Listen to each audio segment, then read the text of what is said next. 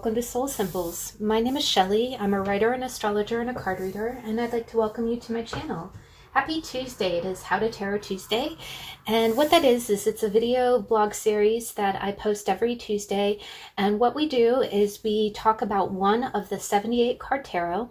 The first half of the video is the how-to part, and what we do is we talk about the symbolism in the card. And then the second part of the video, you, the viewer, get to choose from 3 tarot decks, and we get to see how that card is manifesting in your life. If you ever want to jump straight to the reading, the timestamps are listed in the description box below, as are the names and the authors of the decks that I use. The first deck is always the Rider-Waite-Smith, and then the second 2 decks are ones that I choose that I think best represent the card in question, or the one that we're discussing. So we always clarify using an oracle deck, and when you jump to the deck description timestamp, we'll talk about the 3 decks, the names, the authors, and the stones that are associated. We have a saying in card reading. We say, take what resonates and leave the rest.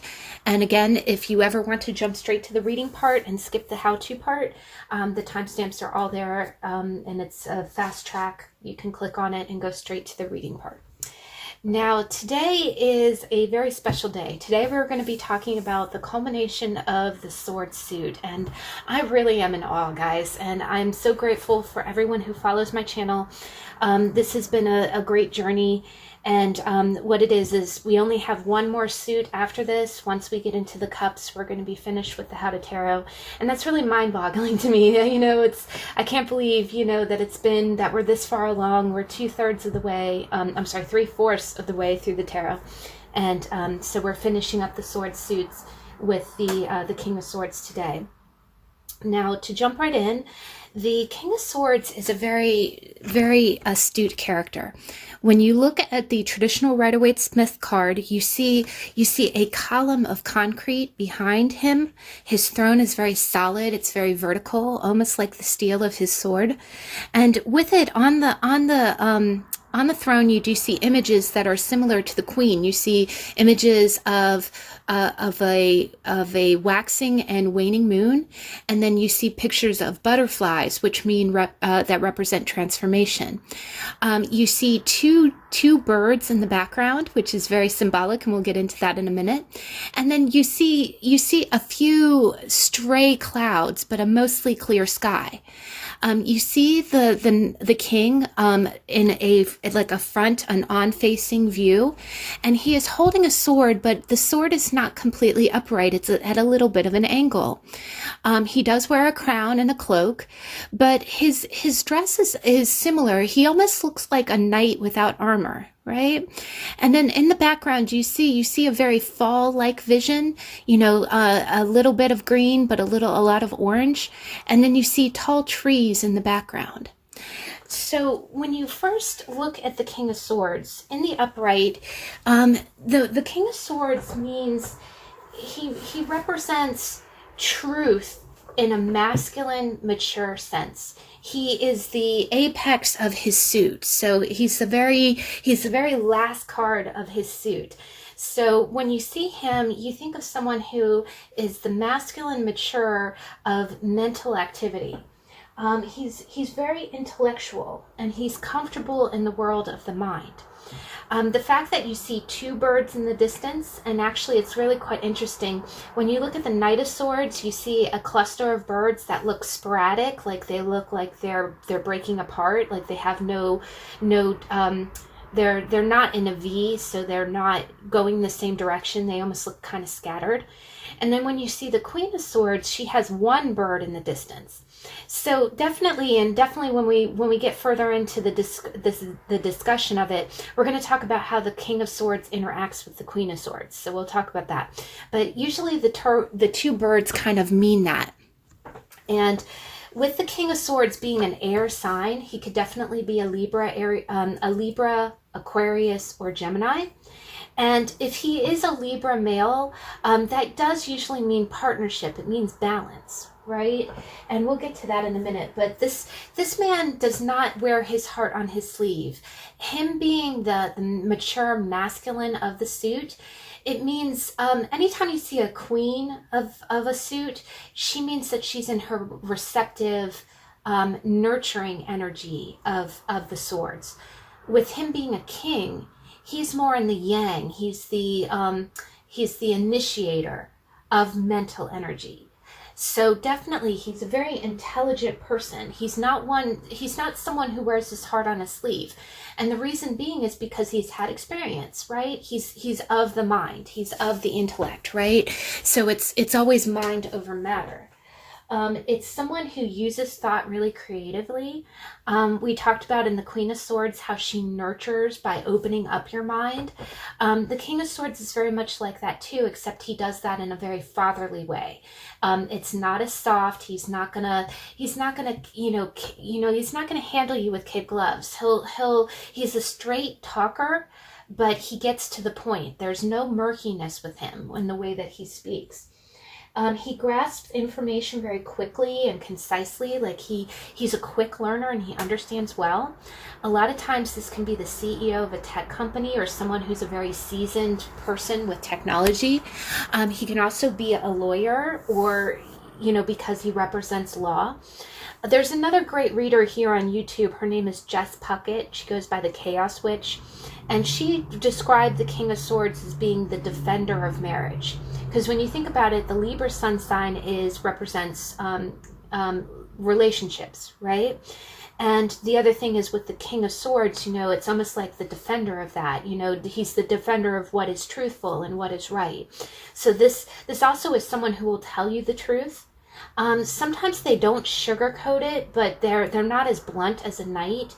They'll definitely deliver information in a very concise way. And we'll elaborate on that in a minute.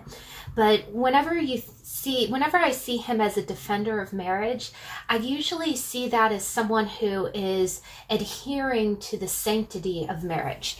And what that is, and the way that I kind of think of it is, just like with the Queen of Swords, they don't let their feelings, like any member of the Swords court, page, knight, but especially with the king and queen, because the king and queen are the mature feminine and the mature masculine, and we're talking about the mature masculine. He's had experiences in the world. He's an older mature male, either that or he's had enough experiences in his life. Like this can be a young person, it can be a young woman who's had enough experiences in their life where they manifest as a king of mental energy. But I definitely see the swords as kind of like the good on paper person. It's someone who does not let their impulses or their heart run the show. And that's very practical.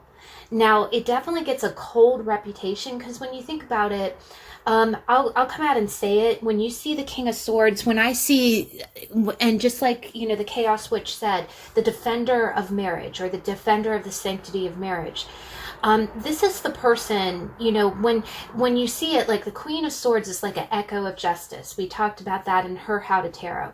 If you get a chance, please check out that video because these two are counterparts, the Queen and the King, and we'll talk about their compatibility in a minute.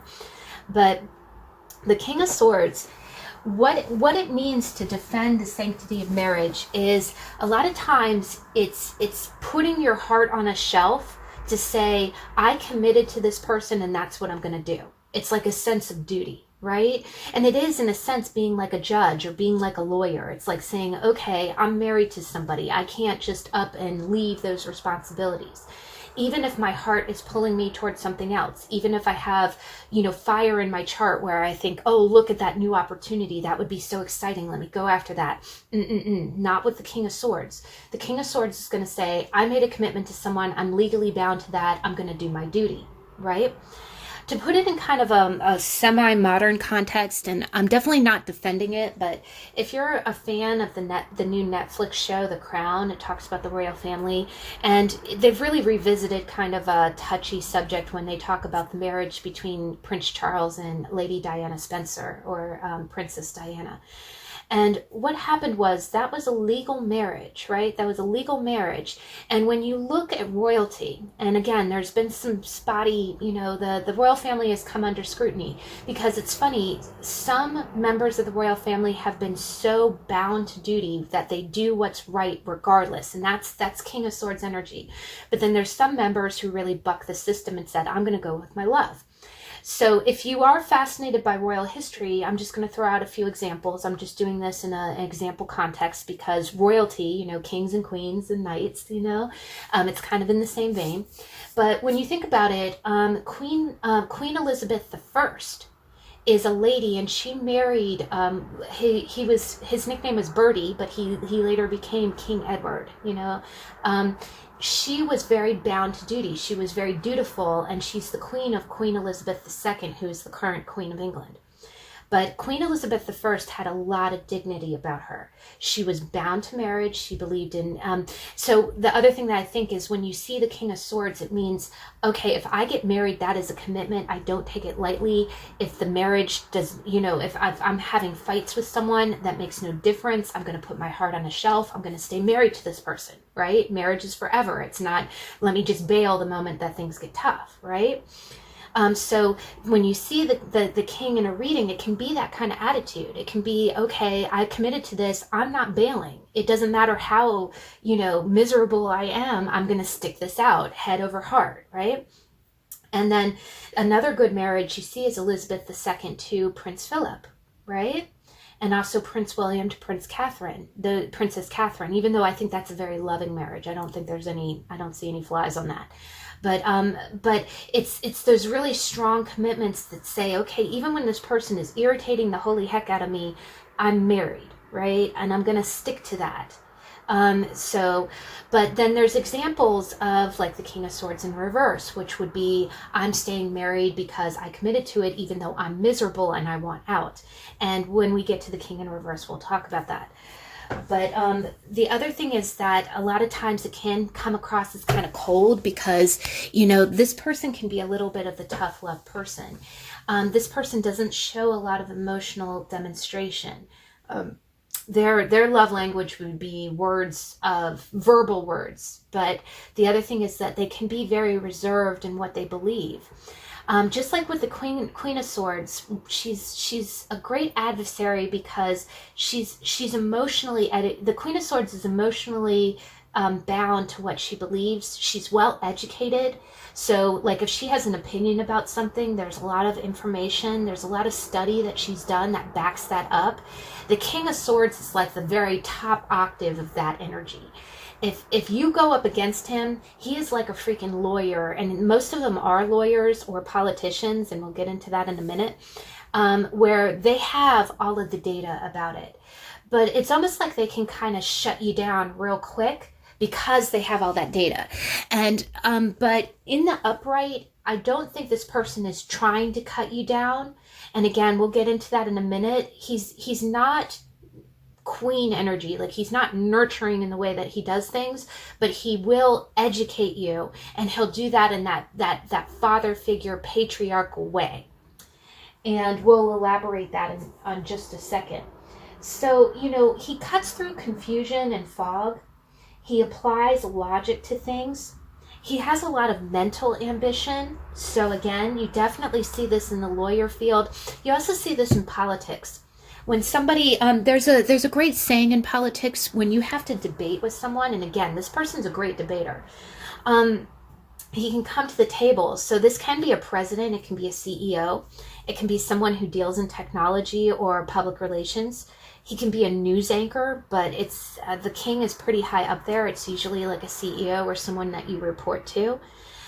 He really cuts to the chase. He doesn't He doesn't play around. Either that, or if he does play around, it's in a real mental sphere. He's very quick. He almost has he has a quick wit and a satire about him, but you don't really see his soft side because, again, you see with the sword, he almost looks like a guardian. He looks very sentinel in the way. He can be a protector of ideas. Again, he could be someone who does public speaking, but a lot of times I do see him as like kind of a political figure. There's a saying in politics, when you have to debate, if you're in the United States and you're watching this video at the time it posts, we did just go through a political election, and we did, have the presidential debates and the vice presidential debates. And, you can be a woman in this energy. It just means you're being very yang. You're being it's offense versus defense. It's you initiating versus you receiving, right? It's being the other thing is it's being proactive versus reactive. You're taking initiative, right? But the thing about the King of Swords is they talk about in debates about how you don't let your feelings show when you're in a debate. You can be passionate about what you're arguing, but don't let it touch a nerve with you. Because you're going to have the person debating you, and you've seen these political debates. Someone will say something like, well, you initiated this, you allowed this. And you can't let it touch your emotions. You have to stick to the facts. And it doesn't mean that you can't be passionate about what you're debating. Absolutely put passion behind it. But it's just the facts, ma'am. Right? When you see the swords, especially the King of Swords, it is just the facts, ma'am. And what he does is he doesn't let anybody touch his emotions. He keeps his cards very close to his chest. And that's one of the things about the King of Swords is you never know what he's feeling underneath the surface because he sticks to the facts. He sticks to the initiation of information and he's very knowledgeable, right? This is someone who's a very good book learner. It can be, a lot of times the King of Wands usually is more, just because when you think of college, you think of higher learning, which is usually a pretty Sagittarian kind of energy, but the King of Swords can definitely be a literature doctorate. Like when you look at this man, you can definitely think, and usually it's someone who's very witty with their words. So you could think, when you see the King of Swords, you can think kind of like a Winston Churchill, someone who has really great quotes, a Mark Twain, a J.R.R. Tolkien. We talked a little bit in the weekly energy card reading last week about J.R.R. Tolkien. His chart is amazing. He actually has a three-way square between Gemini, Virgo, and Pisces. And you talk about having a deep imagination. And this man created languages. And all three, Pisces, Gemini, and Virgo, they're what we refer to as mutable signs. And mutable are the communicators. Right? So that man created, and it's interesting. He also had a lot of Capricorn in his chart, which gives him a very austere life. It's almost like his life was so dreary that he created an escape by creating languages and worlds in his head, which is very Piscean, very Gemini and Virgo for sure. And he was picky about the languages he created. He was picky about. He had entire volumes of grammar and syntax for a completely made up language, which is the Virgo side. And then the Gemini is the actual communication side, and then the Pisces is that dreamy imagination, right? And the dragons and the ring to rule all rings. But what I loved about his chart was that he also had what we call a grand trine.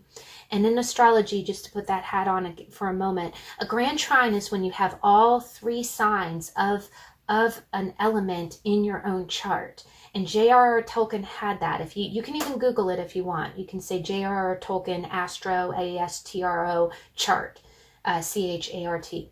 And it'll show you an image of his chart. And what you will see is you'll see what looks like a triangle. And what that is I think he had a moon in Aquarius. He had like a Pluto in Gemini.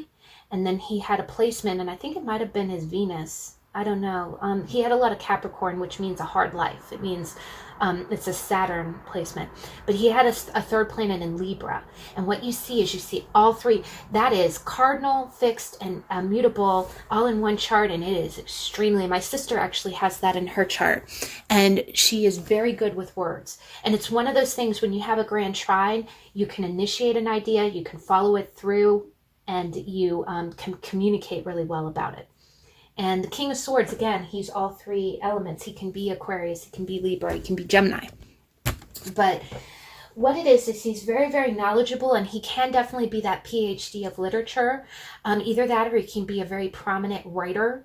Another really great writer you see a lot is Stephen King. He's scary as all get out, but you do also see a lot of Gemini in his chart. He has a little bit of a square with Virgo.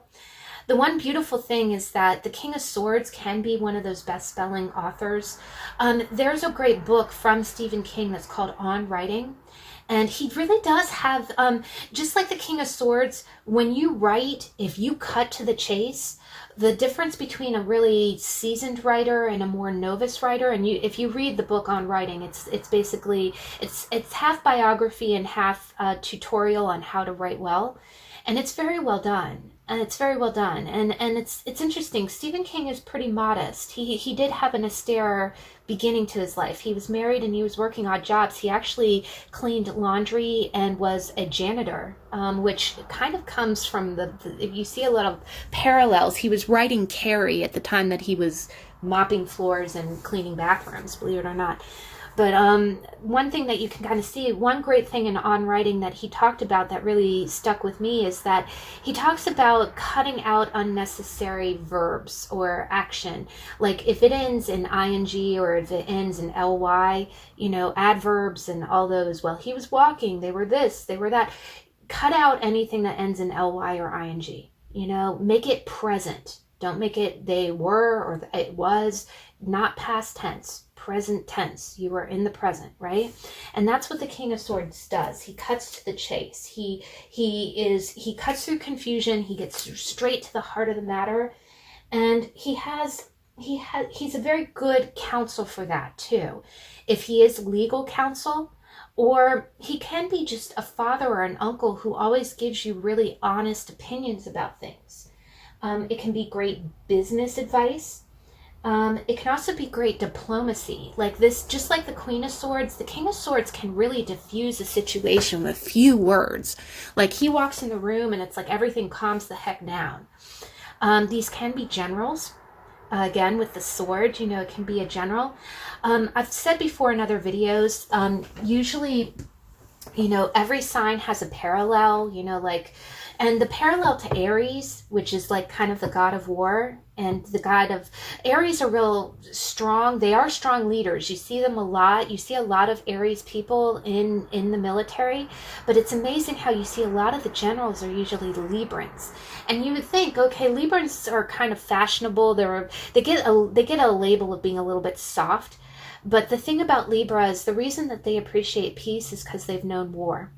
I always think of Libra as being that sign, like if you've ever looked at stories after World War II, people who have lived through World War II, they had to ration steel, they had to get coupons to buy fancy materials. Once you've known the horrors of war, you never want to live that again. And that's why you are such an advocate for peace. And that's Libra energy.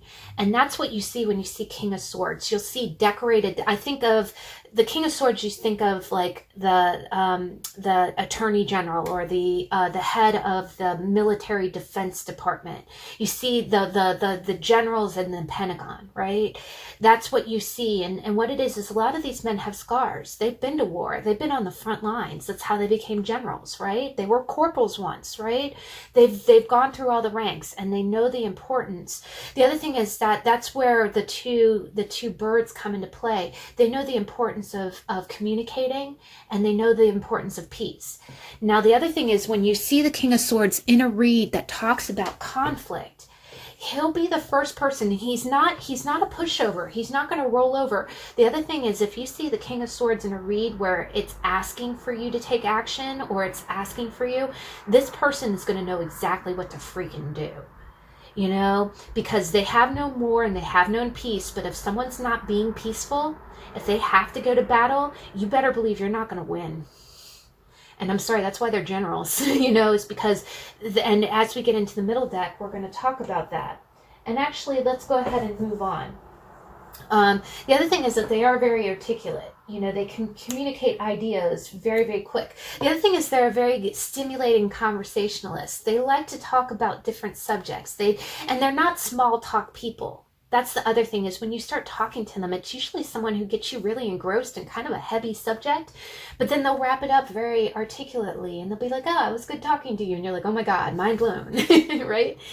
One other thing is that I was watching HBO Max, which is one of those streaming services. I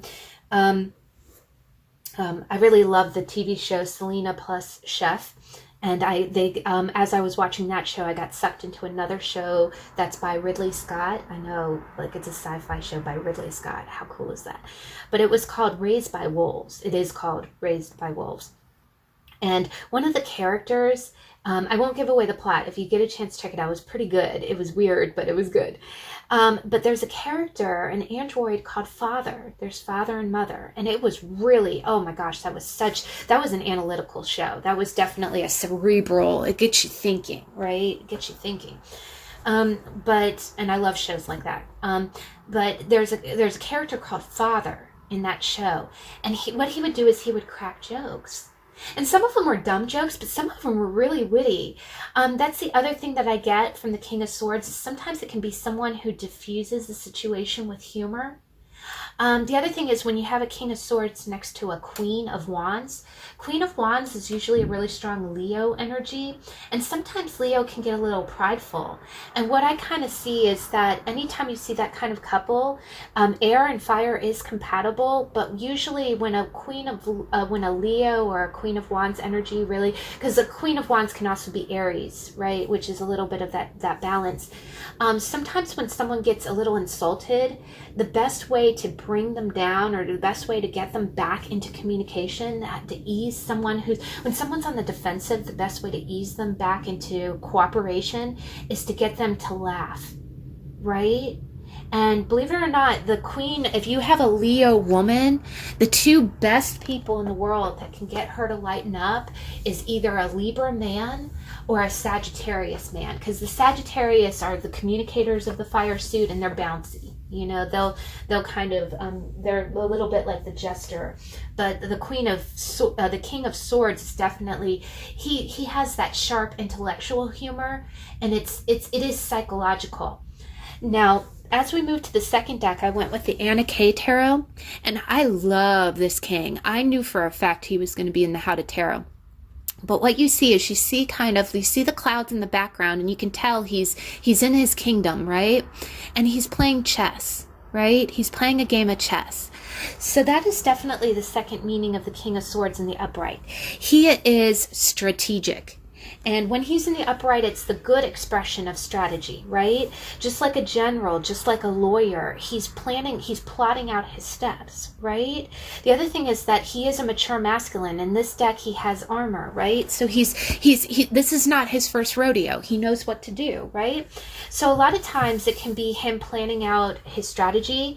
If this is a CEO of a company, if you're merging companies, if you're making some kind of power play move, if you're a politician and you're implementing a bill, if you have to appeal to public opinion, or if you're a social media presence, you're a lot of times this can be social media spin. Like, okay, I'm rolling out this new product. Is now a good time to roll it out? Because all of those factors are very important, right? If you're trying to roll out a dine-in restaurant in 2020, that's not good timing, right? So a lot of times it can be the thought that's going behind business strategy. If this is a love interest, it can be someone who's being a little bit, from the surface, they're hiding their feelings, but they're making moves behind the scenes. Tomorrow, there's going to be a posting of a video in honor of Jane Austen's birthday, and the video is going to premiere tomorrow morning, and I hope you can check it out. But two of the reads talked about Mr. Darcy, and King of Swords is definitely a Mr. Darcy's energy. And it's funny, my tarot of Jane Austen has the King of Quills, which is the King of Swords, as Mr. Darcy, right? But it's someone who does not, where again, they don't show their outward feelings because they keep everything below the surface. Now, a Queen of Swords can read this energy, but usually it comes across as very enigmatic, because he's not an open book. When he talks to you, if he wants you to know what's going on with him, he'll sum it up in a paragraph. But if he doesn't want you to know, then it's a little bit of his game plan, right? The other thing is he always has a game plan, which is very reliable, right? There's so many CEOs that are like, oh, we're successful, let's just keep doing what we're doing. No, this man is looking, this guy is the graft. He likes to look at graph charts, right? He likes to analyze why you're successful. If he's a writer, it's like, okay, this book sold this many copies. Why do you think that was? Is it the subject matter? Is it the timing? If you're a salesman, you're looking at the sales and going, okay, is that because of marketing? Is it because the product is in demand? Should we make more of it? Should we make less of it? What's the trend going towards, right? So this person is very mind. This is, when you think of it, you think of the Steve Jobs of the world, the Jeff Benzos. They have game plans, they have strategies. The other thing is that this person is very just. He is about fairness. He is about giving people a fair deal. So if he is a politician, he tends to be a reputable one. He might be going to bat to push through bills that serve people. And that's a very Aquarian kind of thing. The other thing is that, he's someone who's true to his word. If he promised to push through with something, when he's elected to office, he actually delivers on those promises. And he's also a very strong moral and ethical leader. He tends to be someone who understands the plight of people, but he takes action for it, right? I always kind of look at the King of Swords as like the FDR, the Roosevelts of the world. The Queen of Swords was the Eleanor Roosevelt. She really got on the level of people and empathized with them. She did not, she was not overly emotional, but she cared about the plight of people. King of Swords is the same way, except he takes action. He goes to the hill. He pushes through the bills. And he also exudes a very high standard. That's the other thing. I mentioned with the Queen of Swords, if you're on this lady's arm, that's a place of distinction. It's the same thing with the King of Swords. If you're on this person's arm, it's because he chose you. And that means that you're of his ilk, right? You're of his level. The other thing is that he does have very high standards, and he does not tolerate dishonesty at all. That's the other thing, is that if this is a man or a boyfriend, his friends are very carefully curated. Like, he doesn't let anyone in his circle that is not worthy, right? They're very well vetted. The other thing is that, if it's a situation, it can be a decision that's awaiting a fair, decision. Maybe there's something that's on the table that needs to be decided. Or this can be someone who's giving you counsel, the other thing is that this can be a father or an uncle or a patriarch that's giving you very solid advice, but they're doing it from a very mental, it's almost like they're evaluating all the facts. Like, if you've told them, if you said, well, I'm dating this person and they did this and they did this, what do you think I should do? This person is very impartial. It is just the facts. They want a fair outcome for both persons, right? Now, one thing is also with the two birds, and let me go ahead and we'll get into the third deck. The third deck, I went ahead and I went with the Linestrider Tarot by Siolo Thompson. And what I think is amazing is that this image is very dual purpose. When you first look at it, it looks like crystals, or it could be swords, or it could be feathers. Usually I think of it as crystals, and it usually means somebody who's in a deep thought. And around his head, you see this kind of halo. It looks like a ring of metal. So again, and there's like this overlay of a sword. And he has, just like the queen, he has a very strong vision, And whenever you're looking at something pointing in a direction, it means a vision of the future. So you have someone who's staring in the future, and it doesn't really look like he has pupils, right? It does look like he has a mustache there, but it almost looks kind of Jack Frosty, right? But again, it's someone who has a very clear vision of the future. Again, I get kind of an Aquarius feel from this. It's somebody who's, it might be someone who's planning. The other thing that I kind of get is these are the real future thinkers. Like, I do almost kind of get like, oh gosh, what's his name? the person who dreams, the real Aquarius in this energy, the King of Swords can be an Aquarius person. And what those are is those really good engineers. It's someone who has a vision of the future. There's people who develop programs for space. He's the owner of Tesla. I'll go ahead and put his name on the screen, but it's almost like that. And they're a little bit of an aloof character because they're so in their mind, right? They have big ideas. They have lofty ideals. They have lofty goals. The other thing is that Walt Disney was a little bit in this energy too. When he envisioned Epcot, he envisioned a community, like an integrated community that works, right? This can be someone who does community planning, right? And I've seen so many beautiful maps of garden communities, right? Where everybody can walk to work, they can shuttle to work. So in an Aquarius kind of element, and we are on the bridge of the age of Aquarius, by the way. Saturn is about to go into Aquarius, so is Pluto. So there's going to be a lot of emphasis on technology and community and ethics, and it's a whole paradigm shift that we're moving into, right? And 2020 was really kind of the catalyst of this, because it kind of tested what we can do remotely and what's vital, what's important. So I do think that we're changing, we're evolving, but I do get a strong Aquarius kind of vibe from this. And Aquarians are the inventors. They're the ones that have the crazy new idea. It's almost like when you watch Star Trek in the 60s and you thought, oh, well, we'll never have communicators, or we'll never be able to go into warp drive, or, beam down to a planet. And who knows, the King of Swords people are the ones who think, yeah, we could do that, right? That could happen, but they are, they take, it's also, they have very strong principles, and they do take the high road, right? This is also somebody that, if you see this come up in a read, if someone is kind of playing dirty, if you see the King of Swords show up, he is kind of like a hero in the fact that he's gonna be honest. If somebody's being kind of underhanded, he's gonna come in and be like an echo of justice, and he's gonna cut that out real quick. Now, the last thing that I kind of think of, especially with all three decks, is that I was actually watching on cable the other night, the movie The Mask of Zorro came on. And I gave this movie a little bit of a hard time when I first watched it. It came out in 93, and I remember when it first came out. And the reason that I gave it such a hard time is because there was a television show in 91 called The New Adventures of Zorro, and it was actually produced. It was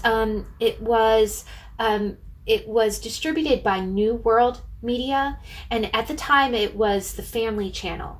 And the Family Channel was later acquired by ABC, so it goes by ABC Family now.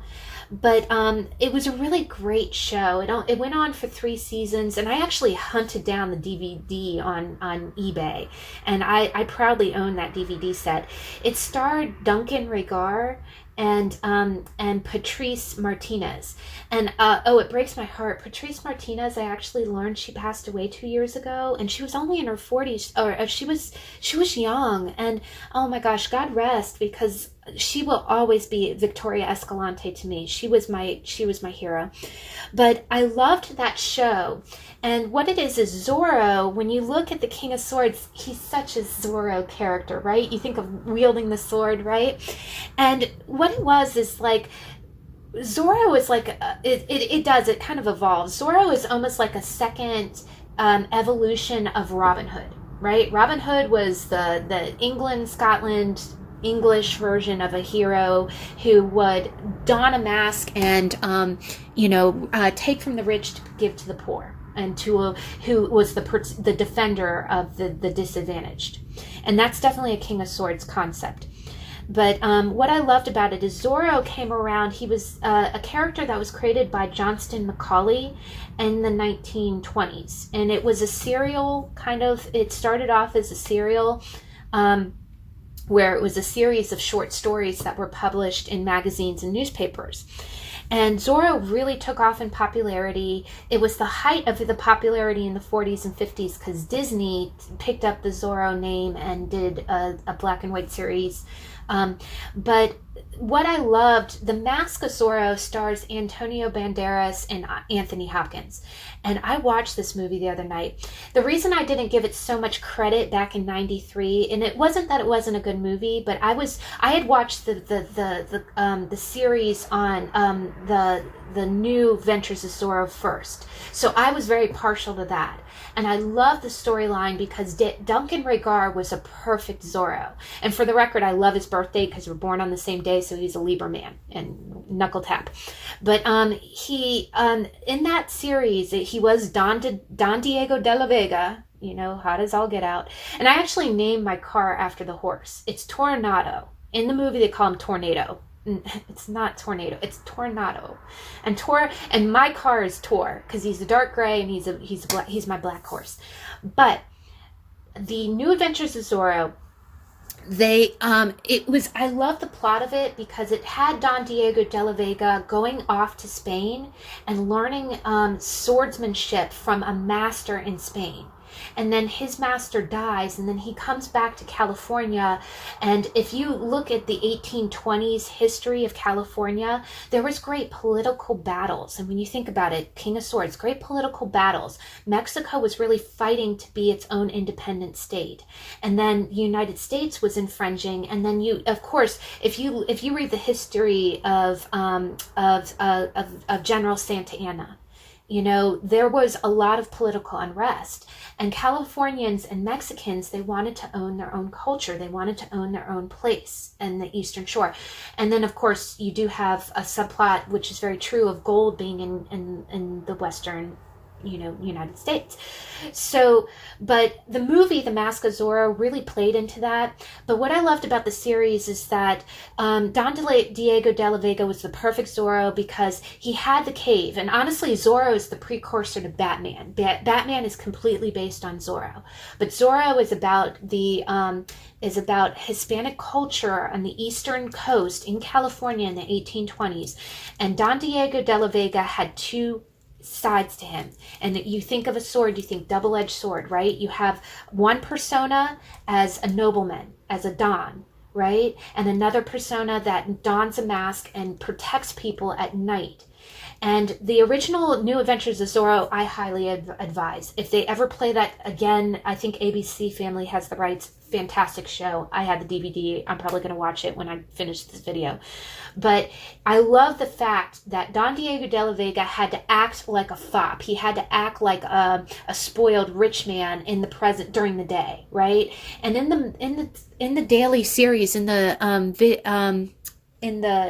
Family Channel series, he hated it because his father thought he was weak. You know, Victoria thought that he was caving, you know, but then he had a secret cave, and he had Tornado, and he had Felipe, who was his assistant, almost like Batman and Robin, honestly.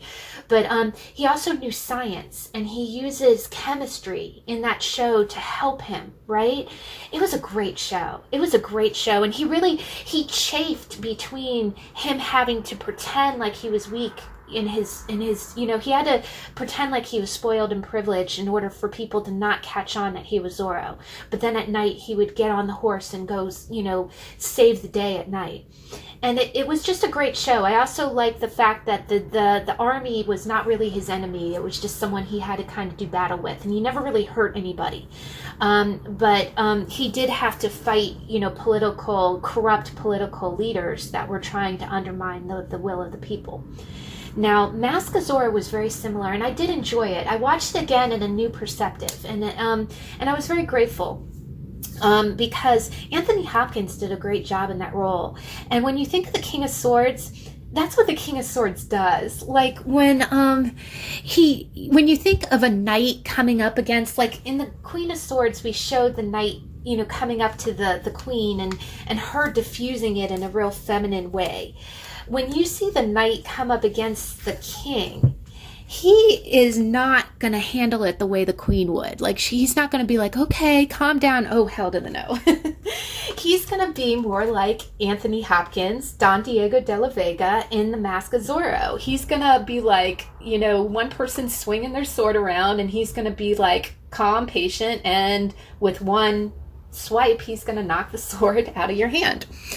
And I do love Anthony Hopkins. I saw him in Westworld and I thought he was great. And this was amazing because he was like in his mid-40s when he did The Mask of Zorro. It was quite a while ago. One other scene I really loved that I thought was really well done is you see Anthony Hopkins, smoking a cigar, and he's putting out candles using a bullwhip. And I know that sounds crazy, but it was really badass. It was a badass scene. And I was just like, oh my God, that is the King of Swords energy. He is like snapping and he's in complete control. He's mentally in control of the situation. The other thing that I kind of get with this is that Antonio Banderas in The Mask of Zorro was the protege, right? He's the new Zorro. He's the person who's stepping into the shoes of Don Diego de la Vega. And what was beautiful is that you did see some compatibility. Elena is the daughter of Don Diego in The Mask of Zorro, and she's attracted to Antonio Banderas's character, right? I think it's Alejandro, but he's the new Zorro, and there's chemistry there. Now, one other thing, just to throw it out there, is that Catherine Zeta-Jones, also Libra woman, got to represent. She actually did a wonderful Vogue interview. Vogue posts videos that are called Best Look overview, and what it is the actress, like they did it with Dolly Parton. They did it with they do it with celebrities. What's her name? Shania Twain did it, and I love it anytime you get I'm sorry, just got to represent my sign here. Anytime you got a Libra woman talking about her fashion choices, that's going to be an entertaining AF video. And Catherine Zeta-Jones, she's an early Libra. She's the end of September, but she's like 2 degrees sun sign Libra. She was flipping through. What they do is Vogue gives you a book and they ask the person to flip through, and it shows pictures of your best fashion moments, right? And Catherine Zeta-Jones is gorgeous. And it shows one of the dresses that she wore, for The Mask of Zorro. And her face lit up and she goes, I was in that little corset, because the other thing about Venus women is they are like Botticelli. They kind of pop out of a clamshell. And most Venus women, and it doesn't matter your size, you can be a size 16, you have those Marilyn Monroe curves. You can be pear-shaped or you can be hourglass shaped, but every single Libra woman, and they're not robusty either. They're usually small on top and have a good, but they have that magic. They talk about a magic proportion. It's like you take the measurements around your bust and the measurements around your hips, add it together, and then divide it by 7. There's some kind of formula there. I'll post it. If you divide it by a certain percentage and that's your waist size, that's like visually, that is like that's what makes men, go gaga, because when you have a tiny waist and, proportionate upper body, lower body, and it seems like all Libra women tend to have that. But Catherine Zeta-Jones, in that video, she talked a lot about how she had to wear corsets and she really had to cinch it in. And this isn't body shaming. I know it's not about having like a size 26 waist. It's not about that. But, as long as you meet that formula, you can be a size 20 and still have the small waist, But she really cinched it in. And in that video, she talked about that. She goes, I knew this was going to be immortalized on screen and I really wanted it. I wanted it to be perfect. And she was perfect in that role. Now, I do think the Mask of Zorro movie was a little bit chintzy to me, because it was like one of those 40s movies, like the heroine was just the girl to be won. And but I think all of the characters really owned each of the actors owned their character. And I do think Catherine Zeta-Jones made a wonderful Elena. I didn't think that she was weak. But what I loved about it is when she has that duel scene, it is cheesy. I mean, it's a 90s movie. And when you get to it, it has the power ballad at the end of the movie, right? But they're dueling, right? She is the son of the original Don Diego de la Vega. She doesn't know it at the time. And then she's dueling Antonio Banderas, who is the protege of her father. And they both know how to fight with swords. That's what I think of you know, I think of that when you look at a King of Swords and a Queen of Swords, those are two counterparts, right? And one, now in a negative sense, it can be kind of a cold combination. It could be two people who kind of battle with words. But so in a positive sense, you can see the King and Queen of Swords as being compatible in the mind. Like, if I had to take it from a TV sense, Gilmore Girls, Luke, who owns the diner, and Lorelai. Those, the verbal battles between them, that's King of Swords, Queen of Swords, right? Also, Josh Lyman and Donna Moss in The West Wing. Oh my God, total King of Swords, Queen of Swords, right? And what it is that the King of Swords can be a very cold character. He does not show his feelings, but the Queen of Swords can see right through him. She can also disarm him. But the other thing is, in her nurturing sense, in the upright, she can open him up. She knows what to say to get him to put down his guard, right?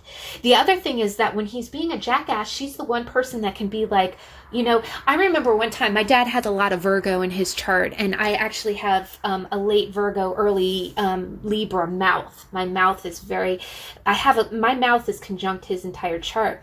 And I remember one time he was in a funky mood and he was being a little bit rude, and he said something kind of cutting to my stepmom. And I remember he kind of turned on me, and my dad was a sweetheart. He never said anything out of malice, but he was in a bad mood. And he looked at me and he's like, you know, well, why do I have to take advice? You're not even dating anyone right now. And I said, well, that's because I haven't met anyone as charming as you yet. And he just kind of shut up.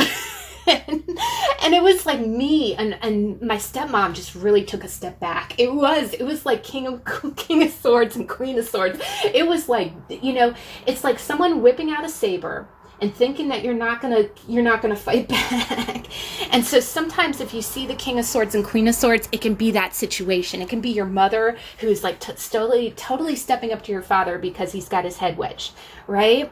But most of the time it is in a sweet sense where it's two people speaking the same language. Or, you know, one other thing that I get when you see the King of Swords next to the Queen of Swords is that, and just to put it out there, no offense to our guys, but, and I've seen this, my brother-in-law is very Libra, and my sister has an Aquarius moon. And sometimes she has to, as a wife, and many women who have been in long-term marriages know this. Again, it's like putting up with your spouse, right? It's knowing what makes them tick, and knowing how to. That's the other thing, knowing how to communicate to them in a way they get it, right? But one thing she has to do is, my brother-in-law, or, you know, when you look at the King of Swords, they don't like being told what to do. They call the shots, right? And they're very knowledgeable. They know what to do, right? So they're not going to have someone just come up and be like, well, you need to do this. They're going to dismiss you, right? Because they're the king. But what you can do is, if you're in the Queen of Swords energy, is you can make them think that it was their idea. And my sister kind of has to do that. Sorry if my brother-in-law's watching this video. I'm not trying to call it out, but it's kind of true. If you've been in, and also I see it in long-term marriages. If you've been married for more than 20 years, you and your spouse do this to each other, right? And the energies can be interchangeable. But a lot of times, like, what she has to do is say, well, you know, I tried this new subscription service. It's really good. You should check it out.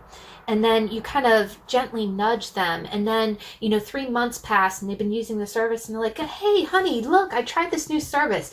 And you remember when you told them about it. It was your idea, but they kind of forgot and they're making it out like it's their idea.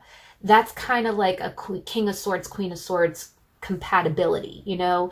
It's almost like it was your idea, but you presented it to them, and then they thought it was their idea, and it was the greatest thing since sliced bread, but you just let it go because they're doing it, mission accomplished, not going to argue it.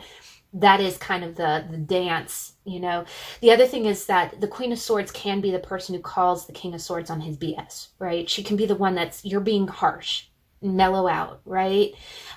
Because again, like Catherine Zeta-Jones and Antonio Banderas, otherwise it can become a duel, and the Queen of Swords knows how to fight, right? She will take the sword up if things are getting too hostile. Now, the other thing is that sometimes it can be the marriage of two very analytical people, right? It can be a couple of engineers that are married to one another, or it can be a couple of computer technology specialists who are talking.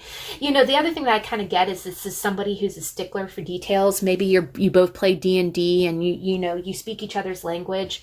Maybe you speak Elfish to each other. I do kind of see this as a J.R.R. Tolkien. Him and his wife, they were so cute. They were married. I think it's Edith. They were married for so many years. And they do refer to each other as their Elvish names. And that was so beautiful. It was actually engraved on their tombstones. How sweet is that?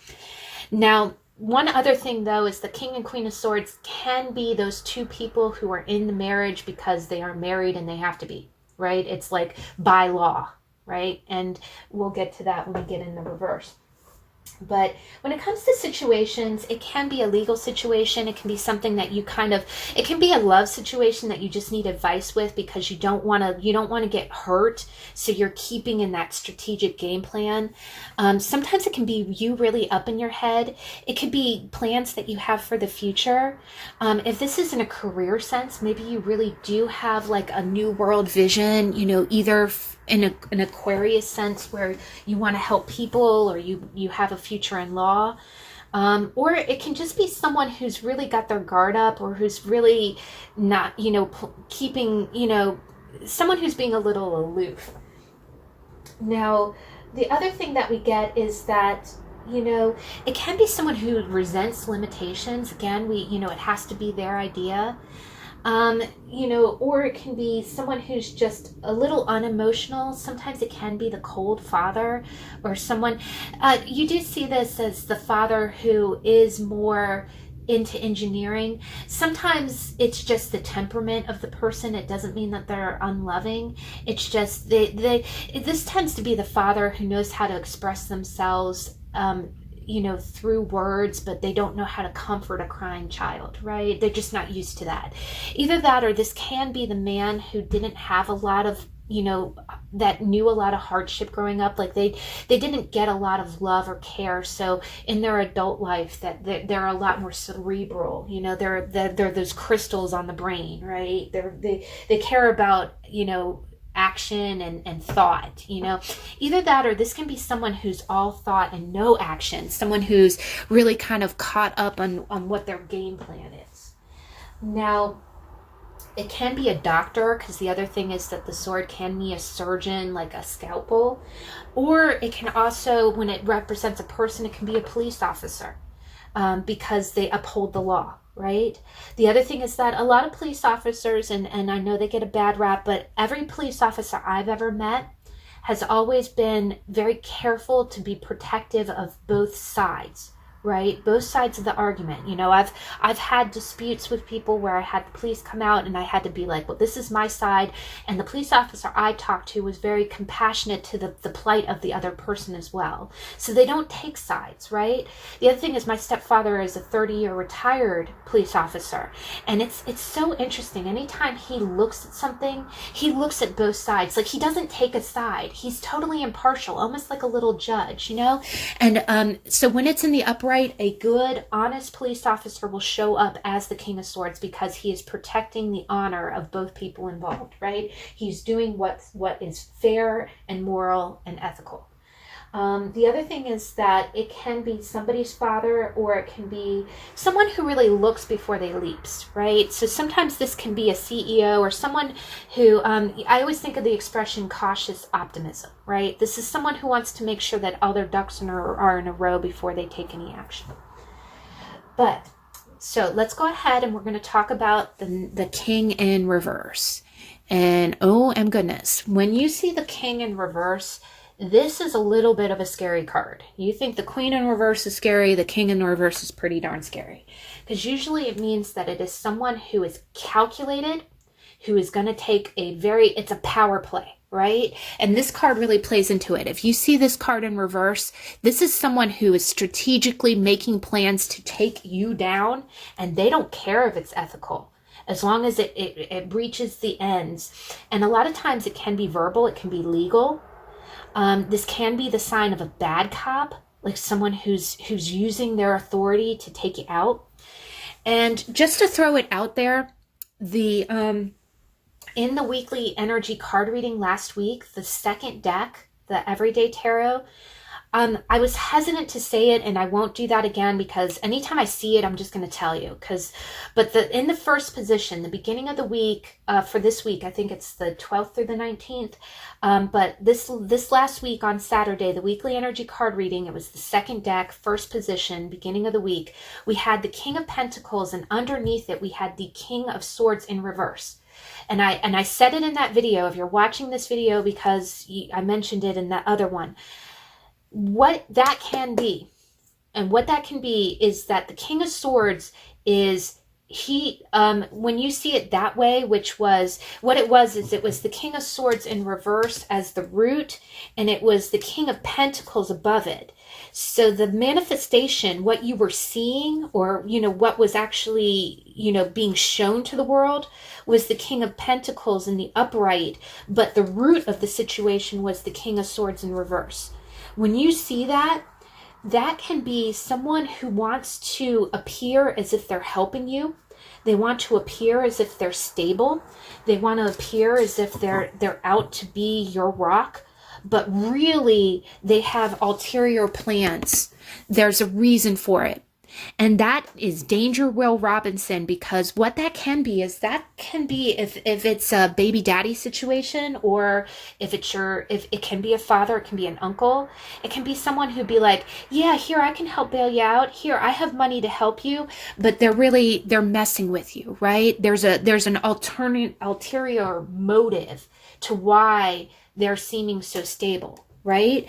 The other thing is, the way that I described it in the read is true, that, sometimes someone is appearing as if they have a lot materially. The other thing is that they're trying to appear as if they're modest and reliable, but really underneath it's a power play. It's a power play. And what it is that the King in reverse, he is the king of the mind, right? So in the upright, he's using his mind in a fair and just and analytical way. In the reverse, he's a little bit crazy, right? This is somebody who's using their mind for malicious means. It's someone who's calculating a plan of defense. And because it's male, it's yang, it's offensive energy, it's taking action against someone. That can be pretty damn scary. Sometimes this can be, there's a song from the 90s, I'm a teenager of the 90s, by the Cranberries, and it's called Zombie. And I'm just going to joke a little bit here. You know how, if you ever had one of those standing fans, or one of those fans, plastic fans, that you would cool down with, you know how when you talk into the fan, it gives you that robot voice? The Cranberry song has this really kind of trilling chorus, and it's like, in your head, zombie, zombie, zombie. Sorry. But anytime you sing into a fan, you really get the robotic, you can totally belt out that song if you sing it into a fan. But what I kind of think of is the chorus of that song is in your head, right? And that is the King of Swords in reverse. This is someone who is scary in their head. So sometimes it can be, because in the upright, the King of Swords can be someone who didn't know a lot of nurturing. Either that, or it can be someone who was psychologically conditioned that showing their emotions is not, will get you hurt, right? And so when you see the King in reverse, that can be a really psychologically screwed up person, usually a man, but it can be a woman. But the thing is that they're controlling, right? So unfortunately, the King in reverse, especially with the crystals, and in the blank stare in his face, right? It's a little eerie. But the King in reverse can be a very scary character because he's playing mind games, right? This can be someone who really wants to mess with you. And I was a little nervous because I was like, okay, in the weekly energy card reading, the root of the situation was King of Swords in reverse. This is either someone who's pretending like they're stable, like they're modest, like they'll be there for you, but this person's crazy. Either that, or they're trying to do something like some kind of power play on you. And then in the middle of the weeks, we had Three of Swords. So that's kind of like, it is almost like someone baiting you. And that is King of Swords. Sometimes that can be someone who takes legal action. It can be a corrupt cop, You know, like what you see in the news for all these ethical cases. You know, like I hate to say it, but, you know, I don't mean to get controversial, but that's definitely King of Swords in reverse.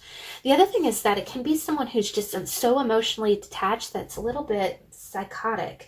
And I don't mean to be extreme, but, you know, but that is it. The other thing is that sometimes it can be someone who was so psychologically afflicted in childhood that the moment that they start feeling something deep, they're incapable of expressing it. And that can really be someone who experienced abuse. The other thing is that a lot of times it's men who are told, you know, it's usually those men who were punished, or they were taught that emotion is weakness. If they ever show that they love someone, or they ever show compassion, that makes them weak. And then it compresses them psychologically, and that really screws with their head, right? The other thing that it can be is that it can be someone who's kind of foggy, like they don't think right, like they're feeling really scattered. So it can be the sign of a learning disability. It can be the sign of an adult man who has some kind of mental impairment. So it can be someone who has Down syndrome. It can be a sign of someone who has Tourette's. In the royal family, Bertie, who is Queen Elizabeth II's father, he actually had a speech impediment. He stuttered. And it's funny, not funny, but Bertie's father was actually very cruel.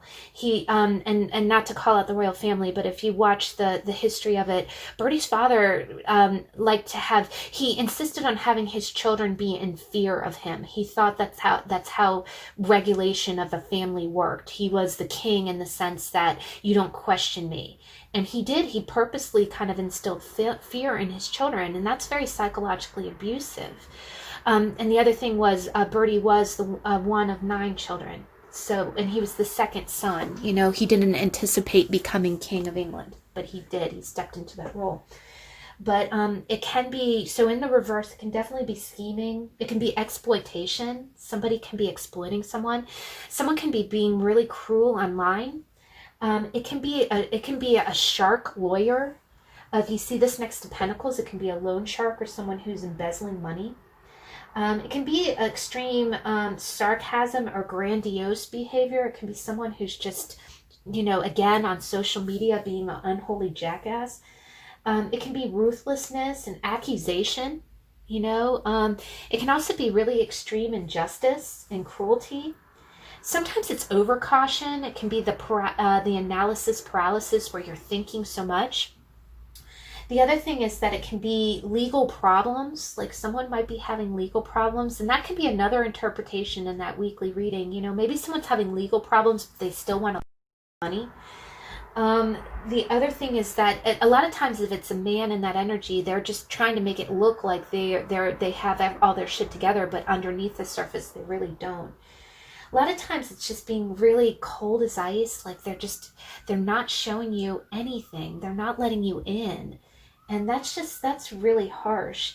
It can be a lot of tyranny or power. You know, this can be legal. You know, someone who's you know, doing something unjust because they can, and they can get away with it. It can be sadism or revenge. A lot of times it's vindictiveness. Now, the other thing is that can sometimes be a man who has a lot of self-criticism. Again, you know, if a man had a really harsh upbringing, they can get really cold. And it becomes a gridlock in their head because they've never been shown a healthy way to express their emotions. But it can be suffering, and it can be a man who's suffered a really bad injustice. It can be someone who's doing prison time for something that they're innocent of. But it can also be deception or someone not telling you the truth, right? The other thing about, you know, that King of Pentacles, I look like I have all this, but there's a lot of, I almost think of I do think a little bit of mafia in that combination. It's like on the surface, I have the house, I have the cards, and everything else, but underneath the surface, it's not legal. It's not legal at all. The other thing is that these are the people who can gaslight very, very easily. These are the men who like to screw with your head. And you can be a woman in this energy, but a lot of times it can be that masculine who's just verbally abusive, someone who wants to make you feel like you're beneath them in order to get you to stay. And not to put, just to put it out there, when you see this is someone who with their words can manipulate. And I do think of those cult leaders, you know, those people who were led, you know, like, what is it? You see it on the crime channels all the time, you know, those cult leaders that were able to convince group of people to do these really crazy things, like the Oneida cult, the Exium cult. You know, you refer to drinking the Kool-Aid. But the King of Swords will definitely kind of gaslight you. And you can kind of look at surrounding cards, you know, and definitely it's usually because of their own damage. You know, they're sadists, right? The other thing is when you legitimately don't have any compassion for the feelings of others, that does put you into a psychological realm of not being right in the head. So a lot of times it is someone who's either corrupted by power. It can be a corrupt politician, but it's a cold-hearted man who is just callous. There's no reaching him because he's got a thick skin, right? He's gonna do and he'll try, and it could even come to violent ends, you know. But a lot of times it's very cunning. It's usually pretty bigotried. You know, there's bigotry there because in their mind they think what they're doing is right. But whether in the upright or reverse, you know, usually the King of Swords is the defender of all that is good. Now, one other thing is that with the King in reverse, when you see it in a marriage context, and I'm not trying to call it out, I know I refer to a lot of royal gossip, and I'm sorry to put the royals on the spot, but you know, in The Crown they've been talking a lot, they've been revisiting the relationship between Prince Charles and Lady Diana. The other thing is that he married her because she was young, she was beautiful, and she was like the virgin bride. And I just think that he roped Diana into that marriage because he thought that she was going to be passive. He thought that he could control what she would do, right? You marry me, I'll have this mistress on the side, you'll be the queen, you can wear the jewels, but I call the shots. And when she bucked that, when she said, okay, I'm in a loveless marriage, there are 3 of us in this marriage. And again, you know, the King of Swords in reverse. In the upright, he's saying, okay, on paper we are married, you are my wife. But in the reverse, it's like, okay, I never loved you. I married you to give you this position, for you to do what I tell you to do.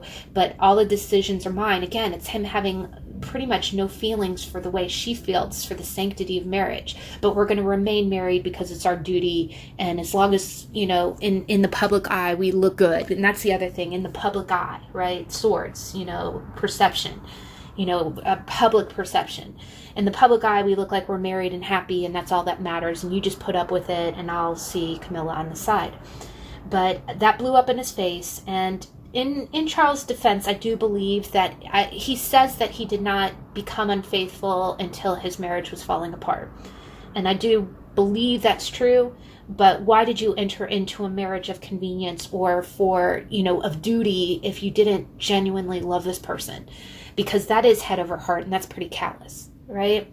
But when you look at it, that's the dual nature of the King of Swords. He's a very complex character, and when you get into him, you know, you can see why he's the king. But all right, guys, so that was a long intro, but I hope that you got a good understanding. We've got 3 decks here. We're going to go ahead and go into the reading part. The first deck is the Rider-Waite-Smith with the Sunstone. Second deck is the Anna Kay with the Smoky Quartz. The third deck is the Linestrider Tarot by Thompson with the Blue Fluorite. And we're going to be clarifying with the Music Oracle cards. And there's some quartz on top. I was really drawn to pull this deck. It's more of a music deck. But what I was thinking is, you know how the lyrics of songs really speak to you? I thought that was a good way to kind of clarify. And there's a great writer called J.R. Ward, and she always says, I just do what the Rice Krispies tell me to do. So I'm just following my intuition. I'm following what my Rice Krispies tell me to do.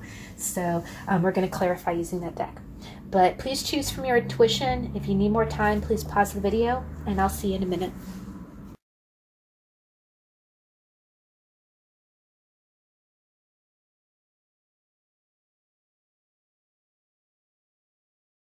Okay, so deck number 1, the Rider-Waite-Smith. Let's see, how does the King of Swords manifest in your life? Okay, first card. Oh, wow.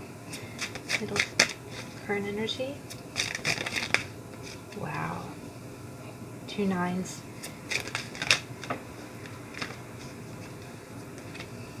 Oh, wow, guys. This is really saying a lot. And again, you know, culmination of a cycle. You know, the king is the last card of the suit.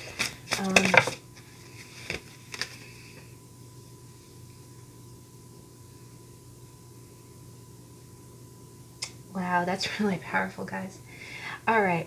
So I think in the past, I definitely get a sense like, I think the King of Swords in your read, this was either a parent or, if this is your energy, it's almost like you were a graduate of the School of Hard Knocks, and I'm so sorry, guys, because the 9 precedes the 10. It's like you're coming to the end of a cycle, and the King again, he cares about fairness. He doesn't wear his heart on his sleeve because he's probably been conditioned at a young age to keep everything on the inside, right? To keep everything mental so he doesn't get hurt. And he's not real expressive. And I think you're not real expressive because you've had to fight. You've had to fight for a lot of what you have in your life. And we talked about how a lot of kings are, the King of Swords usually is like that general, like a Libra general. And I talked about in the intro, I talked about how Aries is the opposite of Libra, and a lot of Libra men get kind of the label of being soft. But what it is that you appreciate peace because you've known war, right? If you've ever talked to a generation that has been through World War II or been through the Vietnam War, if you've talked to a veteran, it's almost like the person that they were before they went to war is a completely different person from the person who came back from war, right? It's like once you've seen firsthand the nature of conflict, you do what's right. You know, if you have to fight, you'll fight, but you usually avoid it because you know what a cost it is to battle, right? And in the past, you got the 9 of Wands. You've been exhausted. I think you've really taken your licks. It's almost like in the past. The other thing that I kind of get is that I get a strong sense. The other thing that I get is that I think you really strongly vet the people who are around you. Because just like the Queen of Swords, I even said it. You know, when you're on the Queen of Swords' arm, it means that you're trustworthy. The King of Swords looks at everybody with that cold light, you know, with that sword at the ready, like, okay, can I trust you, right? And I think that you've been betrayed in the past. Either that or I feel like you've been really beat up in the past. Like you've been beat up verbally before and you survived it. The other thing is I think you survived it. But what it did is it instilled in you a strong sense of justice. Like it's almost like you look out, you would never want anybody to be treated the same way that you were. The other thing that I kind of get is that I do think that, you know, with the 9 of Swords, which is a little bit of that nightmare card, the other thing about the King of Swords that we didn't really talk about is that a lot of generals have been to war. You know, they started off as corporal. And I think that you might have had to do things, you might have been torn down to the point where you really had to do things that you thought that you regret, right? You have regrets in your past. And I think it keeps you, the other thing is that this keeps you really up in your head, right? It keeps you up in your head. Maybe there were choices, really hard choices that you had to make because you were in the heat of battle, right?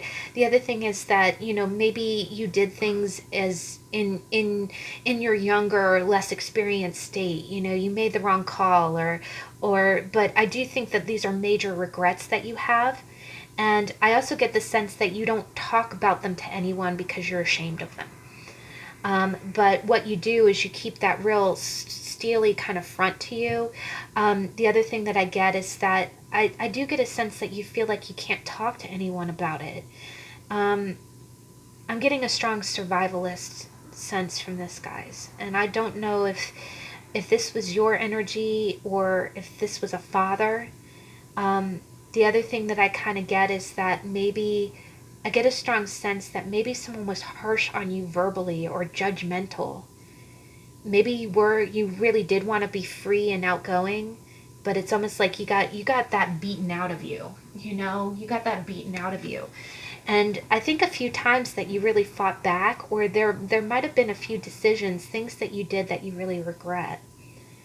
And the other thing that I kind of get is that it's quite possible that, because you had a disadvantage early in life, you might have made a few poor decisions. You might have made a few decisions that, that you have to adhere to now. Because the other thing about the King of Swords, we talked about that's somebody who would stay in a marriage. Like, if you fathered a child and you got married because of that child, that's your duty, right?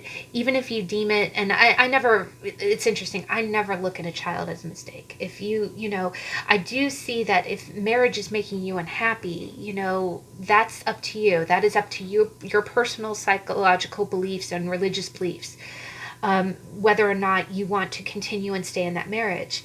But what I'm getting is, I'm just getting this, like, you might have done things in like the heat of battle, or you might have been so strung out or so stressed out that it was survivalist. It was kill or be killed, right?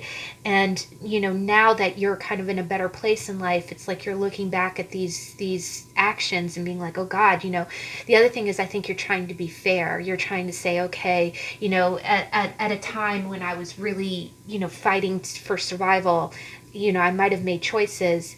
And it keeps, the other thing is, I get a sense it keeps you up at night. It keeps you up at night, these things that occurred, but you're trying to make it right, because that's the other thing. He's the defender of justice. So you might be staying in a marriage, or you might be holding yourself to some kind of commitment, but it does make you feel really cold, though. It's not really your heart's desire, it's your duty. And the other thing is that I get the sense, and this is what breaks my heart, guys, is that I don't think you're talking to anybody about this. I don't think there's anyone that you can turn to talk to. And I think that it might benefit you to, and I'm not trying to tell you to like get a counselor, but someone that you can express this to, because this is a little bit painful, guys. This is a little bit painful. I think there's a lot that you're keeping inside, because the other thing is that with the Nine of Swords, when you look at the bed, it's someone in a sword fight. That's the coup de grace, right? And it's like, that's the general, right? That's the general. I think that you might have some regrets here. And these regrets keep you in that cold demeanor. It's like, moving forward, you conduct yourself in an ethical way, but you are haunted by your past. You're haunted by your past, and you're adhering to the duty of your past. You're going to do the right thing, but it's not your heart's desire, and it causes you. The other thing is that I think you're hiding a lot of anxiety. I think on the surface, people see a very cool, calm, collected person, but underneath the surface, you have a lot of wounds. You have a lot of psychological wounds. Now, the future is really quite interesting, is that it goes from the Nine of Wands to the Ten of Wands, and underneath it, the root of this energy is the Two of Swords. And holy Toledo, guys, we've got wands and swords. We got thoughts and actions, and all of the actions are burdensome. The past actions were overwhelming. Like, this person was beat up. Like, he was holding down the fort. Like, he barely has any energy left. The other thing is, he's real paranoid. It's like that warrior. It is like, what I think of when I see this card? I think of those troops. If you've ever seen the movie Dunkirk, that's what it is. It's those soldiers who are on the front line, who are pushed to the very breaking point, and they think they're going to die. And, it's the person who is just left on the front lines. And then it's almost like you come back and you're ashamed of something that you did that you thought was cowardly, or you're ashamed. The other thing is that this could quite potentially be, and please, I don't mean this to be triggering. If you're a man watching this, have you known battle? Like, are you a soldier that's come back from war, and you're thinking about those who have fallen, and you think you could have done more? Like, again, you feel like it's your fault, but again, on the surface, you're the soldier, right? You're the general. The other thing is the Two of Swords and the King of Swords. Those are so of the same element. The Two of Swords is head over heart, It's like you have all these emotions under the surface, but you refuse to acknowledge they are there. And that's your strategy, is that moving forward, you're just going to carry the burden. You're going to carry the burden. Now, I can kind of read this one of two ways. I am getting a strong masculine vibe. I feel like a male is watching this, guys. You could be a feminine, this energy. This could be a father figure, or it could be your husband. But I'm not seeing any cups and I'm not seeing any pages, but it could quite potentially be that in a moment of weakness, or in a moment when you were really, in a survivalist mindset, you took action or something happened and you were so, it's no one to blame for this, because when you think about it, when you're in the heat of battle, like a Dunkirk situation, like, there things are going to hell in a handbasket, right? And there's nothing else that you can do. And you just getting yourself out in one piece is hard enough. And you didn't get out in one piece. You had plenty of scars. But it's almost like you felt like you didn't do the right things, or you took the wrong action, and now you're obligated to make right what happened in the past. And then moving forward, it's almost like you're burning yourself out. You're taking on the burdens of other people, and you're just bearing it, right? You're in your heart, you want to do something different, but you're not letting anybody know what you feel. You're just keeping up the facade. I'm fine. Have you seen that cartoon with the little dog when the whole room is on freaking fire and he's like, I'm fine, this is fine. This is not fine. You've got nightmares. This could be PTSD. That is one other thing. Normally it's the King of Swords in reverse. It can be the King of Swords in the upright. You might be having nightmares.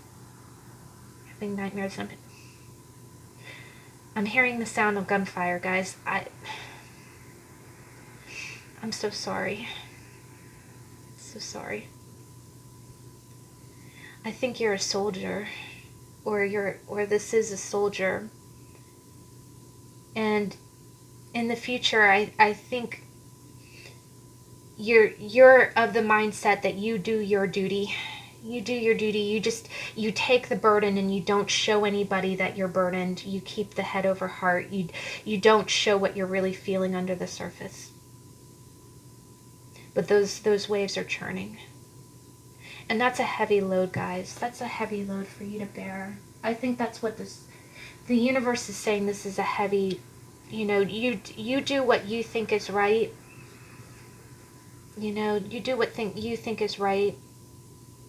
And honestly, you're managing it. I mean, from the outside, you're a cool cucumber, but I don't think that you can maintain this for a long period of time. I think it would be very beneficial to find someone you trust. It doesn't have to be a psychological counselor. That could be advised. If you're having nightmares, I would say that might be a good thing.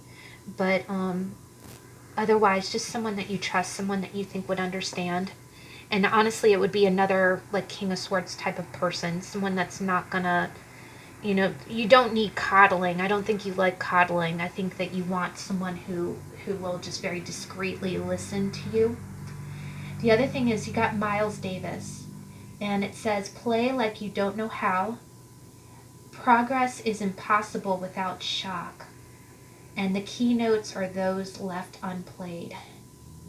Wow, guys, that's really, really freaking powerful.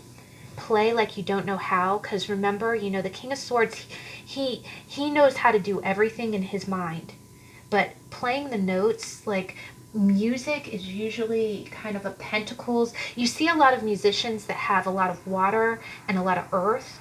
They do have air, like for instance, the head of the one of the leads in the Eagles, Don Henley. He actually started playing the drums, but he is an English major, and all of the lyrics of the song, most of the lyrics of the song, like Hotel California, he wrote the lyrics to that song, and it's very literal. I think it's like play like you don't know how.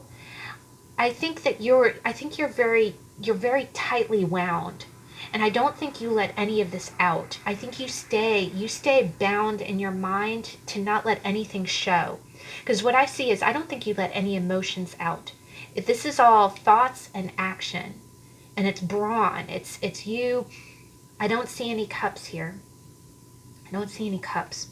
So here it's like almost, it's kind of telling you, be freelance, let yourself kind of, the other thing is that maybe playing music might help release some of this. Again, it's like a psychological, cathartic way of exercising these thoughts. The other thing is progress is impossible without a shock. I almost kind of think of the tower. I think sometimes you need a little bit of a jolt, and it is almost like the dam breaking too. I'm kind of like having a waterfall. I do think that you do need to do this in the presence of someone who understands that what's the mental workings of your mind, so they can help you work through it in a healthy way. It doesn't have to be a licensed psychologist. I think in this reading it might be advised, but either that or just someone that you trust, someone that you, honestly, someone that you can tear up around. The keynotes are those left unplayed. I think that there's a lot of emotions here that are not expressed or unsaid. And yeah, guys, it's quite possible that maybe it is encouraging you if you have some kind of creative outlet. I really think that it might be music. The other thing is Miles Davis plays the trumpet, and that's an air based. It's not strings. It's expression, and air is a sword's concept. But I do think that you need to let go a little bit. I think you're holding a lot inside, and it's becoming a great burden, and it's going to be hard on you. You're a king, you can handle it, but this is a little bit of psychological torture, guys. This is psychological prison, and you don't have to carry all those wands. A lot of times the 10 of Wands show up when you're taking on too much. You're taking on more than the lion's share. If you've had some kind of psychological pain or some kind of psychological damage, it's okay to let that go. You don't have to hide that underneath the surface or underneath a veneer your whole life. But it's whatever you think is best. Either that or someone. This could be a father or a patriarch in your family that acts this way, and you're concerned about them. But wow, guys, that's really powerful. But that's your reading, deck number 1. All right, so deck number 2, we've got the Anna Kay, and this is, again, another really great one. He's playing chess. So let's go ahead and see, how does the King of Swords manifest in your life? So past, please. Thank you. I saw that pop. Wow. Present energy, please.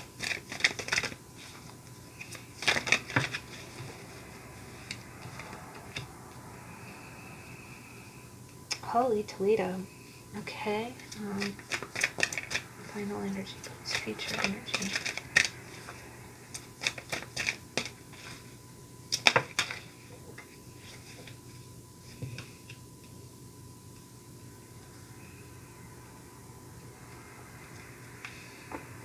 Okay, let's go ahead and get your oracle card.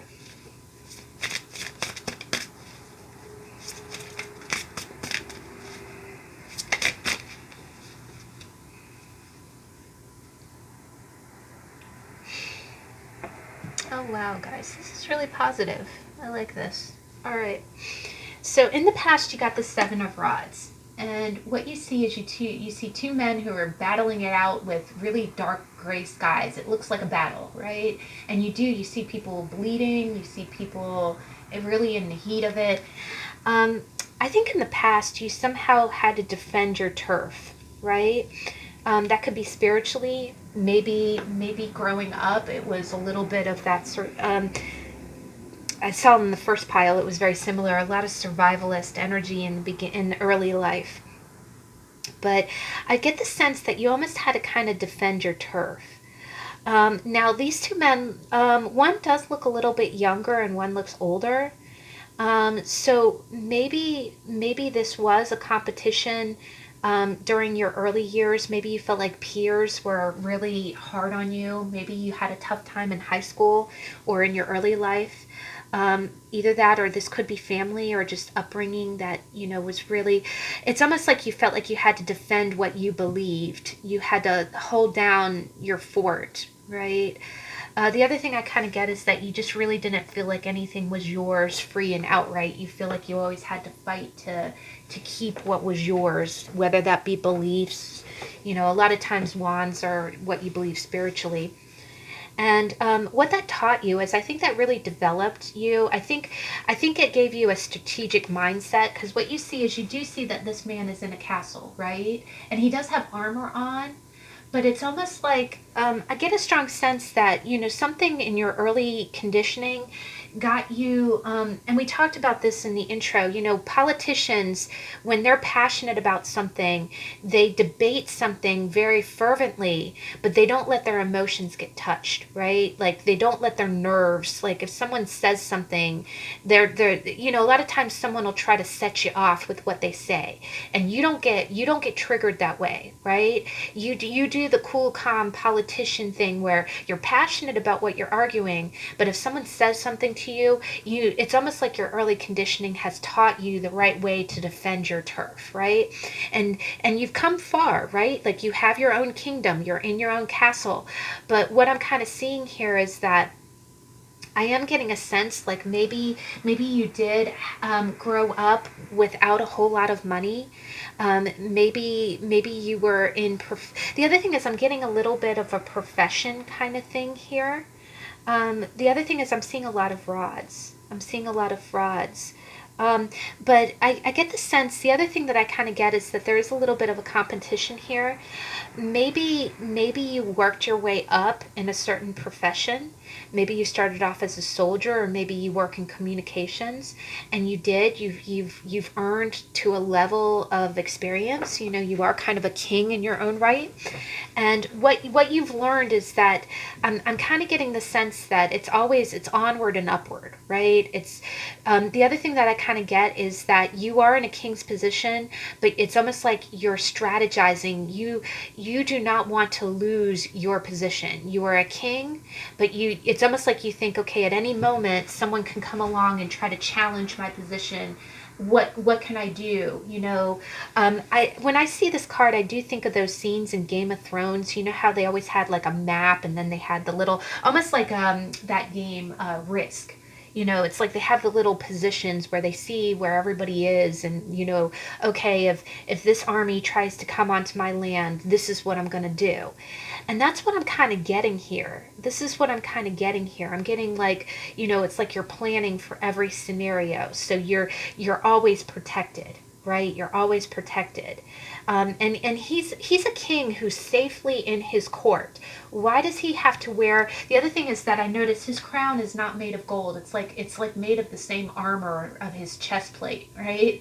It's almost like he's afraid. He's always on guard, right? He's sitting in his courtroom, and he's got a chest plate on, as if someone's going to try to stab him in his own court. I think I think what it is that I'm hearing always prepared, like the mountain, like what's that theme, what's that slogan of the Mounties, which is in Canada, always prepared, always ready. It's like that. It's almost like, you can never be over prepared is what I'm kind of feeling.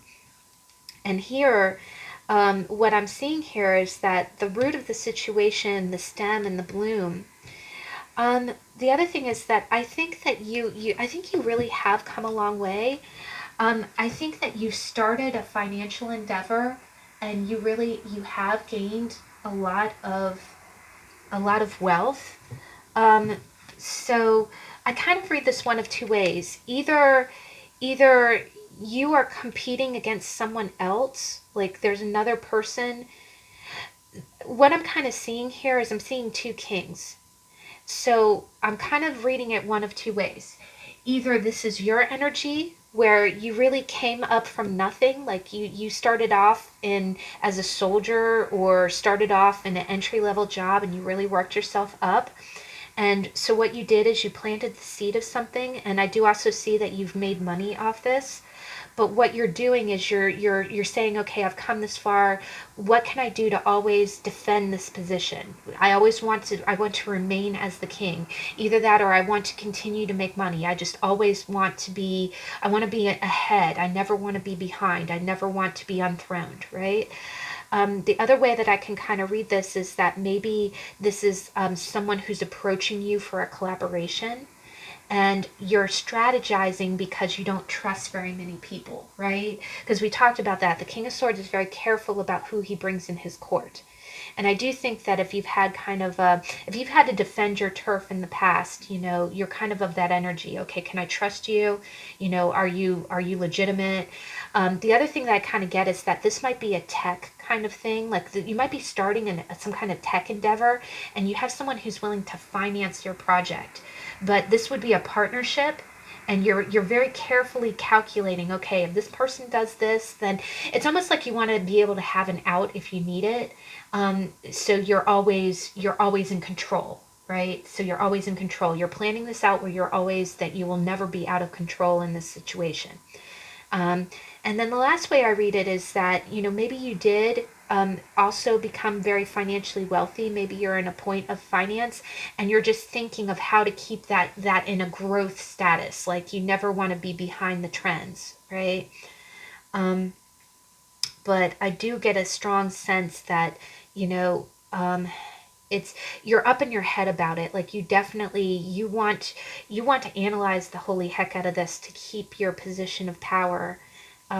But the one thing that I also see is that it's possible that you have to cooperate with some kind of person who's financing you. Either that or you're in collaboration with another king who really has the financial equity in whatever it is that you're doing. So you do have to cooperate with this person, but it's almost like a game of chess, in order to stay ahead or in order to stay in business with this person. It really keeps you on your toes, and you are a little bit guarded because you want to remain in control. You want to be the one in control of the situation. It's okay if both of you profit, but you want to remain. Your kingdom is your kingdom. No one ever's going to take that away. And I think you're almost up in your head about it because you've had that past experience of having no shirt on your back and having to defend your turf, right? I do see this as the people who have grown to have their own companies, but they came from poverty, and they'll never forget what it was like to have nothing, right? So when they do have a better life, the other thing is that it's quite possible that maybe because the King of Pentacles is someone who cares for others financially, maybe you're very philanthropic. I always say that word wrong. Where you give, now that you've accumulated wealth, you're giving it back to others. But you're very careful with it. You look at the books, you analyze the trends. It's not frivolous the way that you plan this stuff. And the future is really interesting, guys. You've got the Four of Rods and you've got Temperance. And the Temperance is the one major arcana. So you got two kings. So I definitely get, and it's going from Seven of Rods to Four of Rods. I do get a strong sense that, you know what I'm getting from this, and this is really beautiful energy. I think you're going to learn, this is going to have a really good outcome. I do think this is some kind of business collaboration that's going to end really well. The Four of Wands is like a graduation card. And here you see, two girls and two guys. So I do get the sense that maybe you have other partners in this before it's all over. And you see Temperance, which is balance, right? Which is a very Libra thing. It's almost like maybe you started your own business and it really grew, and then you're collaborating with someone else, but that's a little foreign to you because you're used to doing your own thing, and then it turns out really well. Everybody benefits, and everyone there's like a celebration. There's a further growth. And it really recalibrates. Everything feels really balanced. The other thing that I get is that you don't feel like you're alone anymore. I think this gets you to really kind of soften up, where you don't have to be in such a military kind of mindset. You don't have to be a soldier forever. You can actually kind of lighten up and enjoy your success, is what I'm kind of getting. And I do get the sense that the other thing that I kind of get from this is that maybe you partner with someone, and then your wife and their wife, it's almost like you're friends. So this could be, this could be a partnership with a friend of yours. But as you move to the future, it's very positive. It's very positive. And Temperance is that beautiful balancing energy. One other thing that I get from this is that maybe you're partnering up with someone, and this might not even be business related. Maybe you're partnering up with someone that really gets you to kind of get out of your head. The other thing that I get from here is someone kind of shows you how to see the value in life. Like maybe you are that person who only cares about work, who spends every waking moment at work, and this your friend is like, there are beautiful things to value in life, like going out for walks. Because the other thing is, Pentacles is about nature, right? So maybe someone really kind of gets you away from your past and gets you to helps you kind of evolve into a different energy, right? Kind of saying you don't all have to be in your head. Now, the musician card that you got is interesting. You got, I never know if I'm saying her name right. It's Bjork. And now, first off, I think she is highly Aquarian, which is an air sign, because she's always been really strange. Her style aesthetic is really, and even her lyrics are a little out there. But she's like this little alien pixie kind of artist. But it says, "Devour life whole, organize an orgy with the sky and sea. Optimism is energy," right? And first off, rods, especially the Four of Rods, that is optimism. And devour life whole, again, I think that if this is your energy, you might be getting around someone who's helping you to not be as cold. And it's interesting because Pentacle energy is not warm and fuzzy either, but it's practical and it's down to earth. And Pentacle and air energy, fire and air is compatible.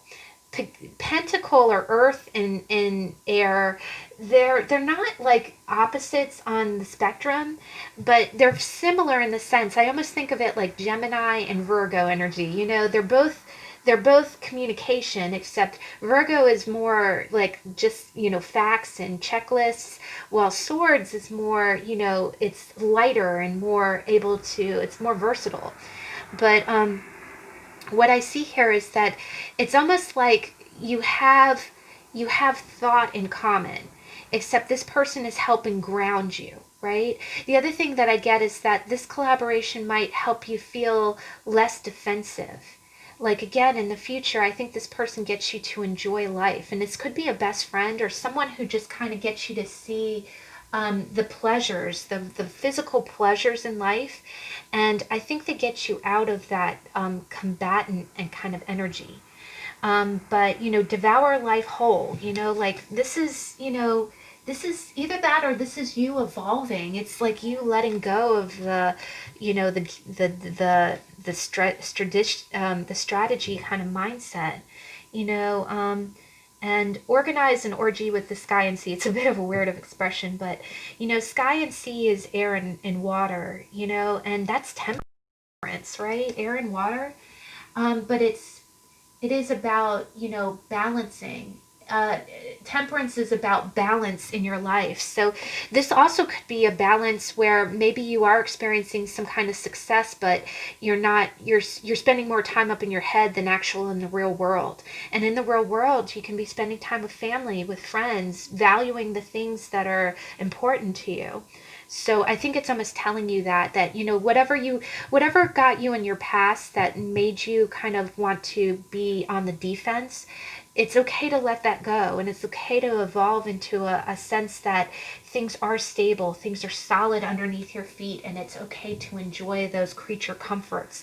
And that's going to be like a balancing in your system. And you can use your King of Swords kind of energy to do that, because air, the mature masculine of air, is very good at balancing, right? They're good at fairness, right?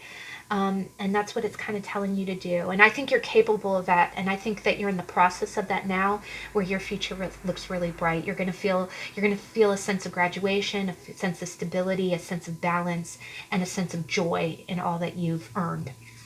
So, wow, guys, that's really positive. I really love that. And smoky quartz is very reflective of that as well. It's kind of like a kind of a purging stone. All right, so last but not least, we've got the Linestrider Tarot by Thompson. So let's go ahead, and I'm just going to give the cards a quick shuffle. Make sure my microphone's on. Oh, if I lose video, I tell you, if I lose video during How to Tarot, it makes me want to cry, like ugly cry. It happened once, and I'm careful to make sure it never happens again. Maybe that's my King of Swords energy. All right, so King of Swords, pile 3. What's our past energy, please? Pile 3. What's our past energy? Ooh, you saw that, right? Oh, wow. Okay, current energy, please. Current energy. 5 of Wands wants to pop out. Oh, thank you. Second time Temperance, and I'm going to kind of take it like that because that's how it wanted to fall. Future energy. Future energy, please.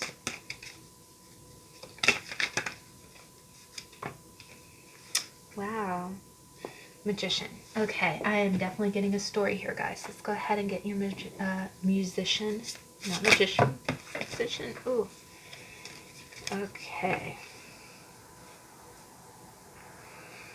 Wow. Oh, this is interesting, guys.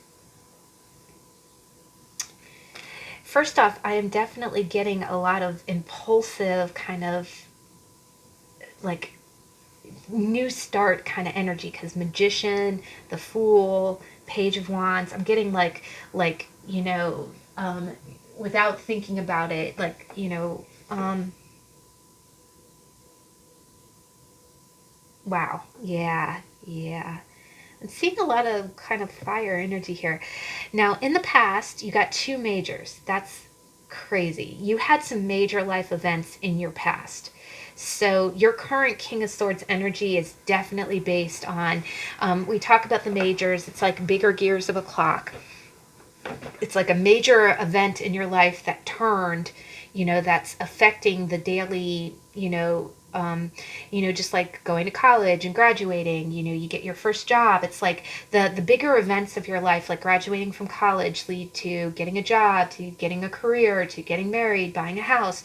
It's like these big events from the past. And what I see is the Fool, which is a great, it's an inspirational start. Again, it's stepping off the cliff and knowing the universe is going to catch you, right? It's that exciting, and this person's skipping, right? They're skipping.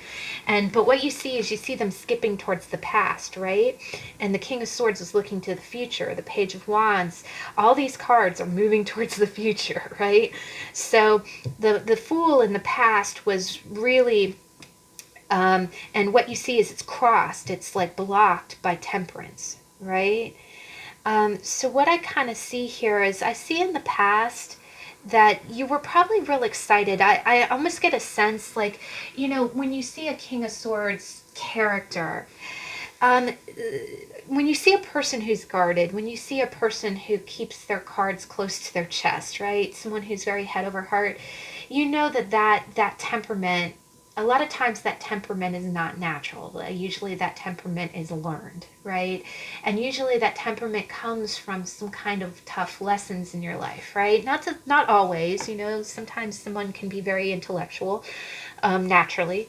But usually the King of Swords is that he's the protege, you know, he's the reason he's the king is because, and when you think about it, you know, like if you work in technology, or, you know, if you work as a police officer, the reason that you know so much about, you know, fraud, or if you know so much about technology, is because you've seen it. You've been there, done that, you know, and got the PhD in the School of Hard Knocks, right? So in the past, I see that you did in the past, and you see he's jumping towards the past position. He's skipping in the direction of the past. You really did have some, I get the sense that you had a little bit of, you had some naive dreams, and they're not bad. They're not bad. You were just real excited about it. I almost look at the Fool like that energy, like, okay, when I graduate high school, I'm going to go straight into college, and we're going to finish it up in 4 years. It's almost like the other thing is that the other thing I'm kind of getting from this is that in the past, you probably, with the Temperance being a block, you probably weren't real balanced in the way that you did things. Like if you, I hate to say it this way, the Fool in this kind of position, especially with the Page of Wands, it's a little bit of that look, there's a squirrel energy. And not in a bad way, but it's usually, it's like, it's you getting excited over a project, and that's not a bad thing. But, you know, when it's blocked by Temperance, it means that there was no balance to it. You were looking at like, oh, okay, it's almost that person who changes majors 5 times in a year, or someone who says, oh, I want to do this job, and then you started and 3 weeks later you quit because you hate it. It's almost like you kind of jumping from thing to thing to thing, and it gave you a bunch of false starts, right? It wasn't real balanced energy. And Temperance, in Temperance, it's a cup of fire and a cup of water, right?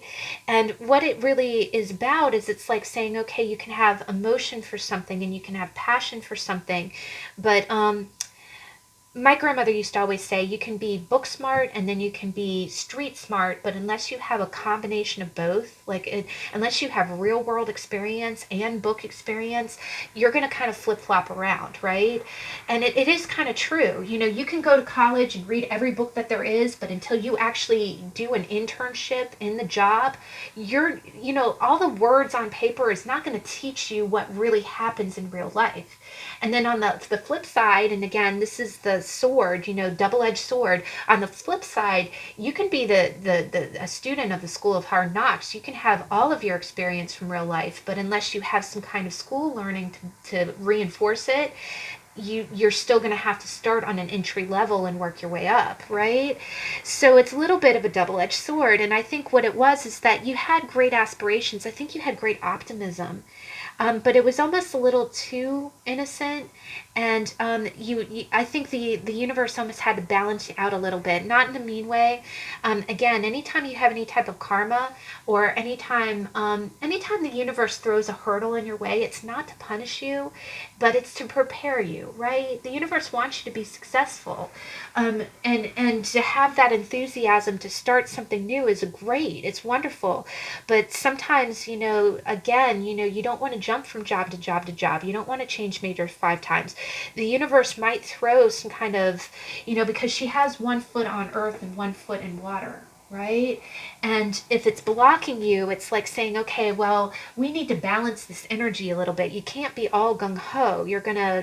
That's gonna be, that's the recipe for the Wile E. Coyote run into a brick wall, right?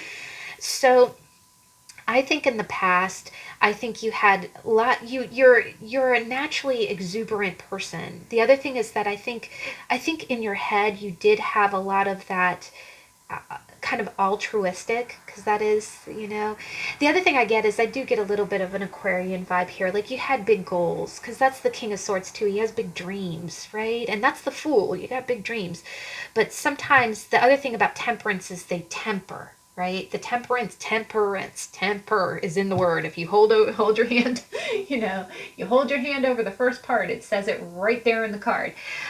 So it tempers. It's the formula. The other thing is that it's the universe. First off, the Fool is jumping off the cliff and expecting the universe to catch you, and Temperance is the angel. It's the universe balancing out your energy to give you what you want, right? And this is also a lot of the one thing with the King of Swords is a lot of creative visualization too. What you envision can become real, but in with swords, that's still in the realm of the mind. And I think the universe was like, okay, this person is gung ho. I'm also seeing the rays of the sun behind the Fool. You were so gung ho, and the universe wanted to put that energy. You're exuding energy into the universe, and it's trying to put it towards your goals, but it did have to kind of tweak it a little bit. It's like it almost had to say, okay, yes, okay, you want to be a rocket scientist. All right, we're gonna get you an internship at NASA, but it did have to balance it out a little bit because. Unfortunately, energy follows thought, and but it can't be all or nothing, right? There is a little bit of ebb and flow to it. And I do think they also had to ground you a little bit, because sometimes the Fool, the other thing is the Fool is a great start, but you know, the way it ends, it can be a fizzle and a pop, or it can you know, be the rocket that really shoots off into space. And we've talked about this too. You know, when you think of Aquarius, you do think of space travel and rocket ships, but and but what it usually means is that um, rockets get off the ground with a trajectory, right? It's the right amount of rocket fuel. It's the right amount of propulsion. It's the you know, the calculation of which way the flames are pushing you. And if you go the wrong direction, you can completely veer off into the wrong place. And that's what Temperance is trying to protect you from. It's not trying to limit you, but you can't just go off. You can't just turn the thrusters on and, you know, shoot into the stratosphere. You do need a little bit of balance in that. And that's your past energy. And those were very big events. So I think you've got a very powerful jump off. You know, the other thing that I kind of get is that you're a king in your present energy. So I think you've come a long way with your this initial vigor that you expressed really got you to your current position. But your current position is that you're really in the mind. You know, you're really in the mind. It's almost the other thing I kind of get is that maybe the hurdles that you experienced, you know, maybe you really did. The other thing about the King of Swords is I think of them as kind of like the Thomas Edison kind of people. And Thomas Edison tried over 1,000 times to create the light bulb. Like, he just kept trying. He fall down 6 times, get up 8. You know, he never gave up. And I get the sense like you never gave up, but with every failure, it kind of crystallized your reserve. You almost got your armor up. I also think that you're very much in your head. Now, the present energy is really quite interesting. You've got the Page of Wands and you've got the King of Swords. So I kind of read this one of two ways. I really get the sense that this might be a child. Maybe this is your spouse and then this is your child. If it is a child, it's a real outgoing one, like it's a spirited one. The other thing that I kind of get is like it's almost like you see in your little one all of the enthusiasm that you had in your youth, but you being in an experienced place, you see both of them are looking towards the future, right? And there's even a dragon here. The other thing is I'm getting a lot of willpower here. I'm getting a lot of willpower, and fire and air is compatible. But if this is a child, this could be your husband, or this could be you in a very masculine energy. And I am almost getting a sense, yeah, I am almost getting the feeling like this is a young one. And it's almost like you see in your little one all of the unbridled enthusiasm that you had in your youth. And it's almost like you are being a little cold with them, but it's almost because you don't want them to go through any of the recalibration that you did. You don't want them to hit any of the hurdles that you did. But in trying to guide them that way, they're taking it as restriction, right? They're seeing it as you being a little cut off. The other thing is, I think you worry a lot. I think you get in your head. The other thing that I kind of get is like you've always adapted to your life by problem solving, by it being in your head, that this little one operates in action. You know, they do. You think and you think it, you think these things out. This little one tries it and fails, and then tries it again and fails and tries it. And it's almost like you don't know, you don't know what to do with that, right? If this is just your energy and this is not a child, it could be that you still have these grand ideas, and maybe you have the spark of a new idea, but you're not as uninhibited as you used to be. It's almost like you get the idea for something and you're like, oh God, well, there's another idea. Should I try that? It's probably not going to work. How would that play out? What would I need to do? It's almost like you're not like you were when you were young. You're not quick to just implement it and fail. You want to kind of work it out in your head to see if it's even worth doing. But it kind of makes you feel like a crotchety old man, or it makes you feel like someone, you're not as you're not as free as you were when you were young. Like, you don't just jump off the cliff and do things anymore. You really say, okay, well, this is an idea. Should I go through with it? Is it right? You know, it's like you overthink it. You overthink it, and it puts kind of a damper on that just real, free spirit of yours. But you are being practical about it, right? The other thing that I get here is that it's quite possible that maybe there's some opportunities in your life to do something new, but you were so conditioned. It's almost like in your youth or in your past, it's almost like you want to play it safe because you don't think that it would work out. But this is an opportunity, right? The other thing I get is it's an opportunity. The other thing is it has optimism because it has the little sign of Sagittarius here. But I am seeing eggs, and I'm seeing a dragon usually means inner strength, inner will. So this is either your energy, this is like a new idea that really is exciting to you, but your mind is like shutting it down, like either that or your mind is over analyzing it before you even try to do anything. It isn't like, I feel like doing this, let me do it. It's, okay, I feel like doing this, let me think the holy heck out of it before I even decide if I want to do it. And then the future energy, you got the Six of Swords, which is that moving on to calmer waters. Now, this is what's making me feel like this might be a child situation. It's quite possible in the past that you were very free, like a free agent. And Temperance, again, is the balance of fire and water. It's the balance of impulse and emotion. It is quite possible that you had a child with someone, and you can be a woman in this energy. But if you had a child with someone, you're going to stand by your obligation, because remember, the King of Swords is the defender of marriage, as the Chaos Witch really are very so astutely stated. But the other thing is he's the defender of duty. It's like saying, okay, I've committed, I've had a child, I got married to this person, my duty is to the child. But one other thing is that I do think that your little one, boy or girl, I'm getting a sense like it's a girl, almost has the same high spirit that you had when you were young, and but you're older and wiser now. You want to, you might come across as a little aloof with them just because you don't want them to have any of the same hurdles that you did. But the other thing is that, it's almost like, how there was a great quote that I saw. It was like a meme on social media that said something like, when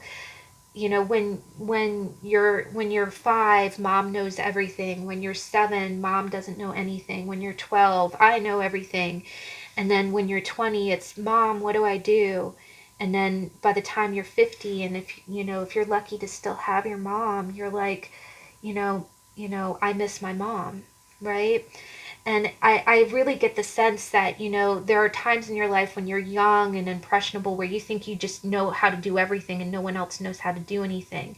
But then as you get older and you have children of your own, and those children are acting the way that you did when you were young, it's almost like you're on the other side of the coin, right? You're on the other side of the sword, and you're like, oh my God, they're doing exactly what I did. And how can I fault them? They're being me, right? But you're in a different perspective. You're in a mature perspective.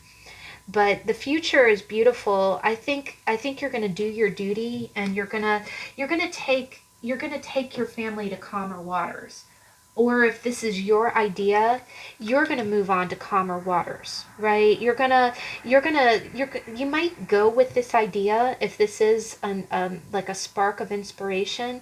I think you are going to let yourself kind of go with it, but you're going to do it in a very slow and steady way.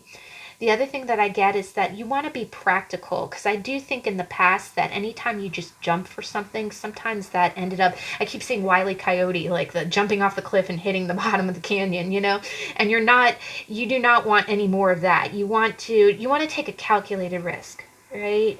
So, but the Six of Swords is a beautiful energy. The nice thing about the Six of Swords is it's completely balanced. It's very balanced. There are no highs or lows. It's a little bit of a dull energy, but it's a very secure. It's a sure and steady energy.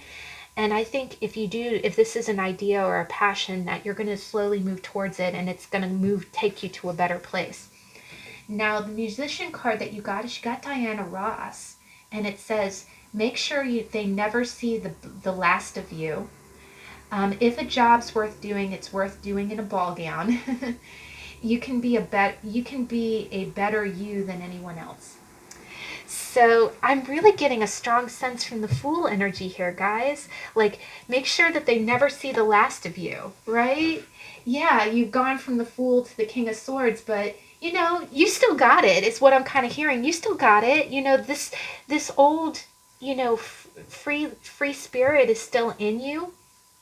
And don't let that spirit die. Just because you're older and mature doesn't mean that you have to be stodgy. It doesn't mean that you have to do everything by the rule book. The other thing is, it says if a job's worth doing, it's worth doing in a ball gown, right? So the other thing is, yeah, sure, go ahead and think the heck out of it. I'm getting a strong sense of the Page of Wands and the King of Swords with that quote. If a job's worth doing, it's worth doing in a ball gown. Because the Page of Wands is really kind of that impulsive, really, I see that, I always think of the Page of Wands as that getting excited to going to summer camp. It's like you jumping out of bed at 6 a.m. in the morning because you have some place to go and some place to be, and you're really excited to do it. And that's what I'm almost thinking.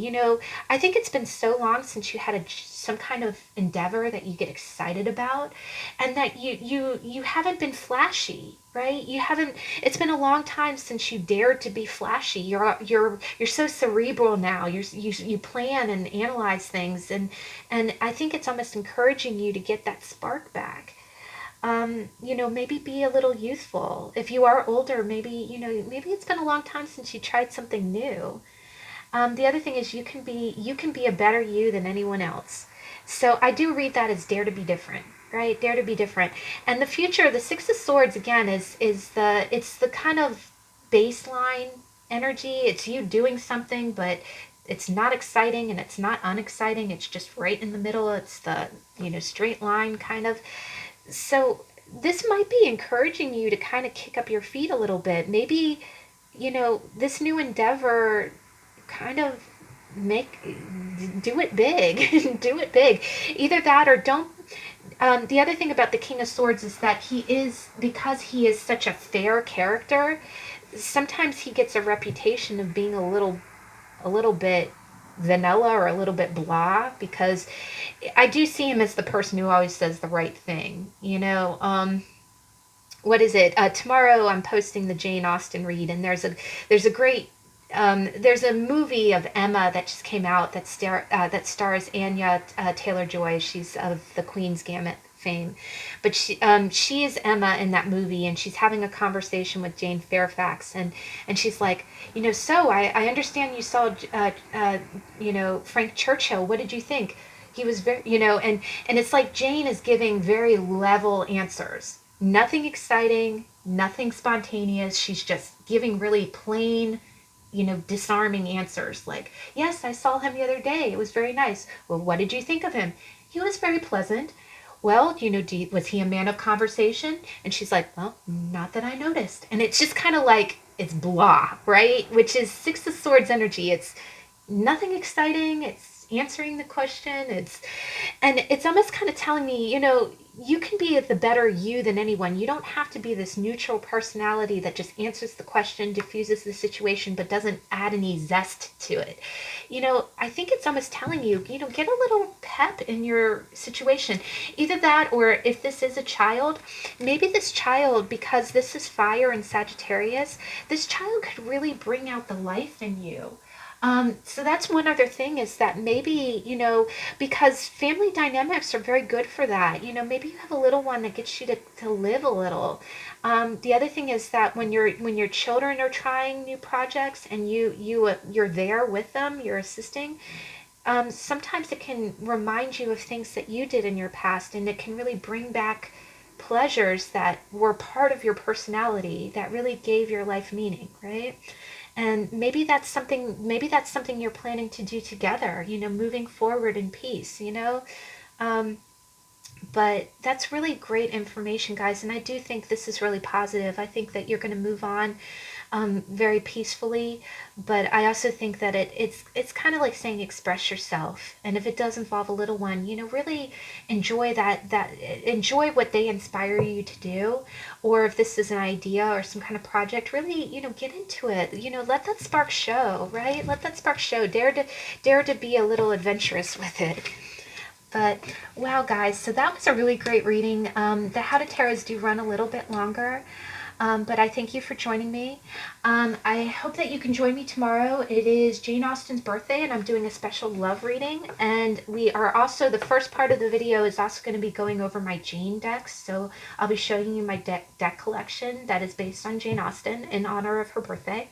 And then the second half of the video is a love reading. So you get to pick from 1 to 3 objects, and we'll see what your current love situation is. Otherwise, I'll be back on Saturday for the weekly energy card reading. I hope that you have a good week, and I'll catch you in the next video. Thanks. Bye.